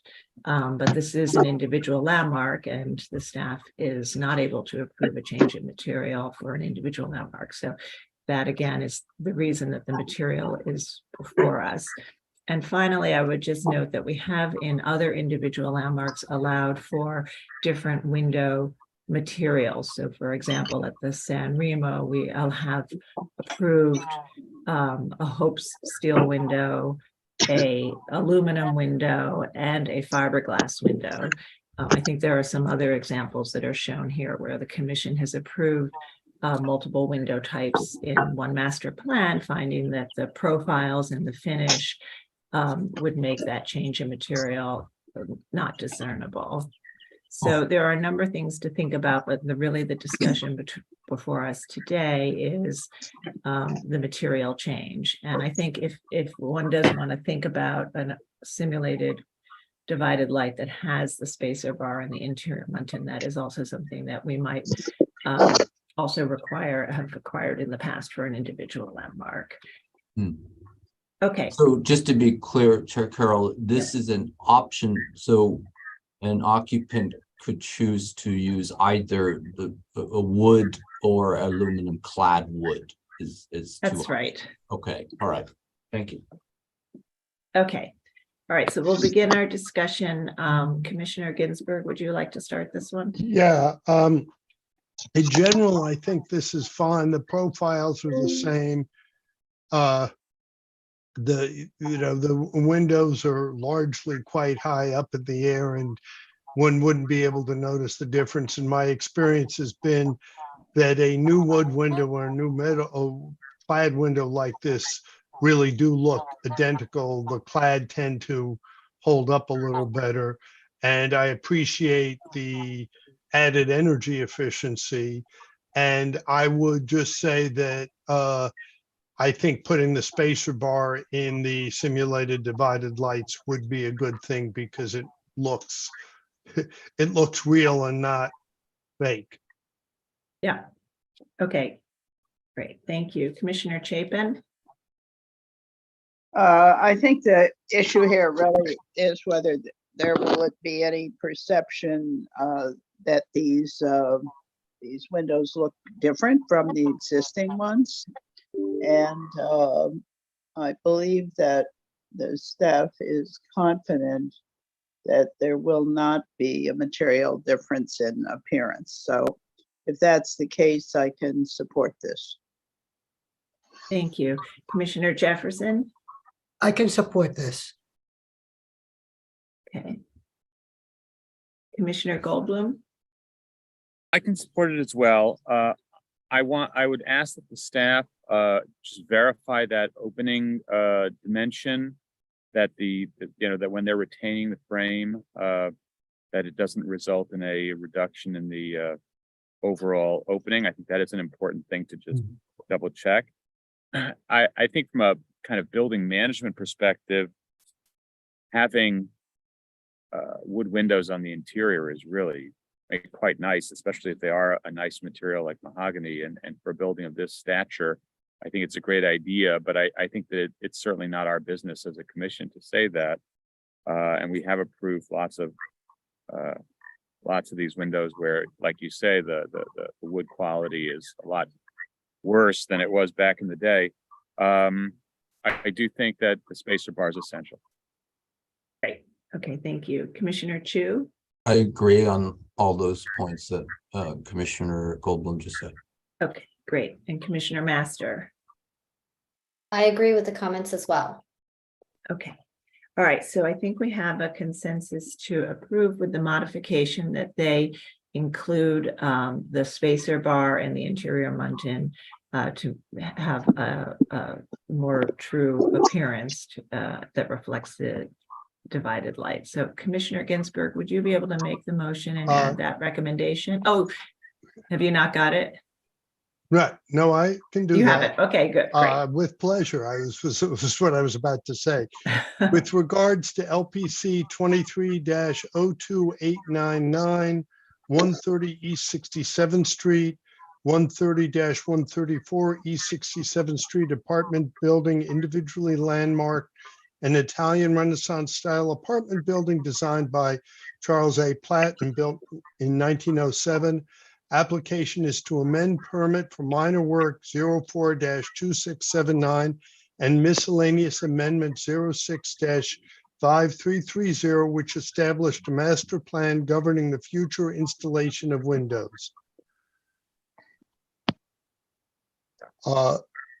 Permit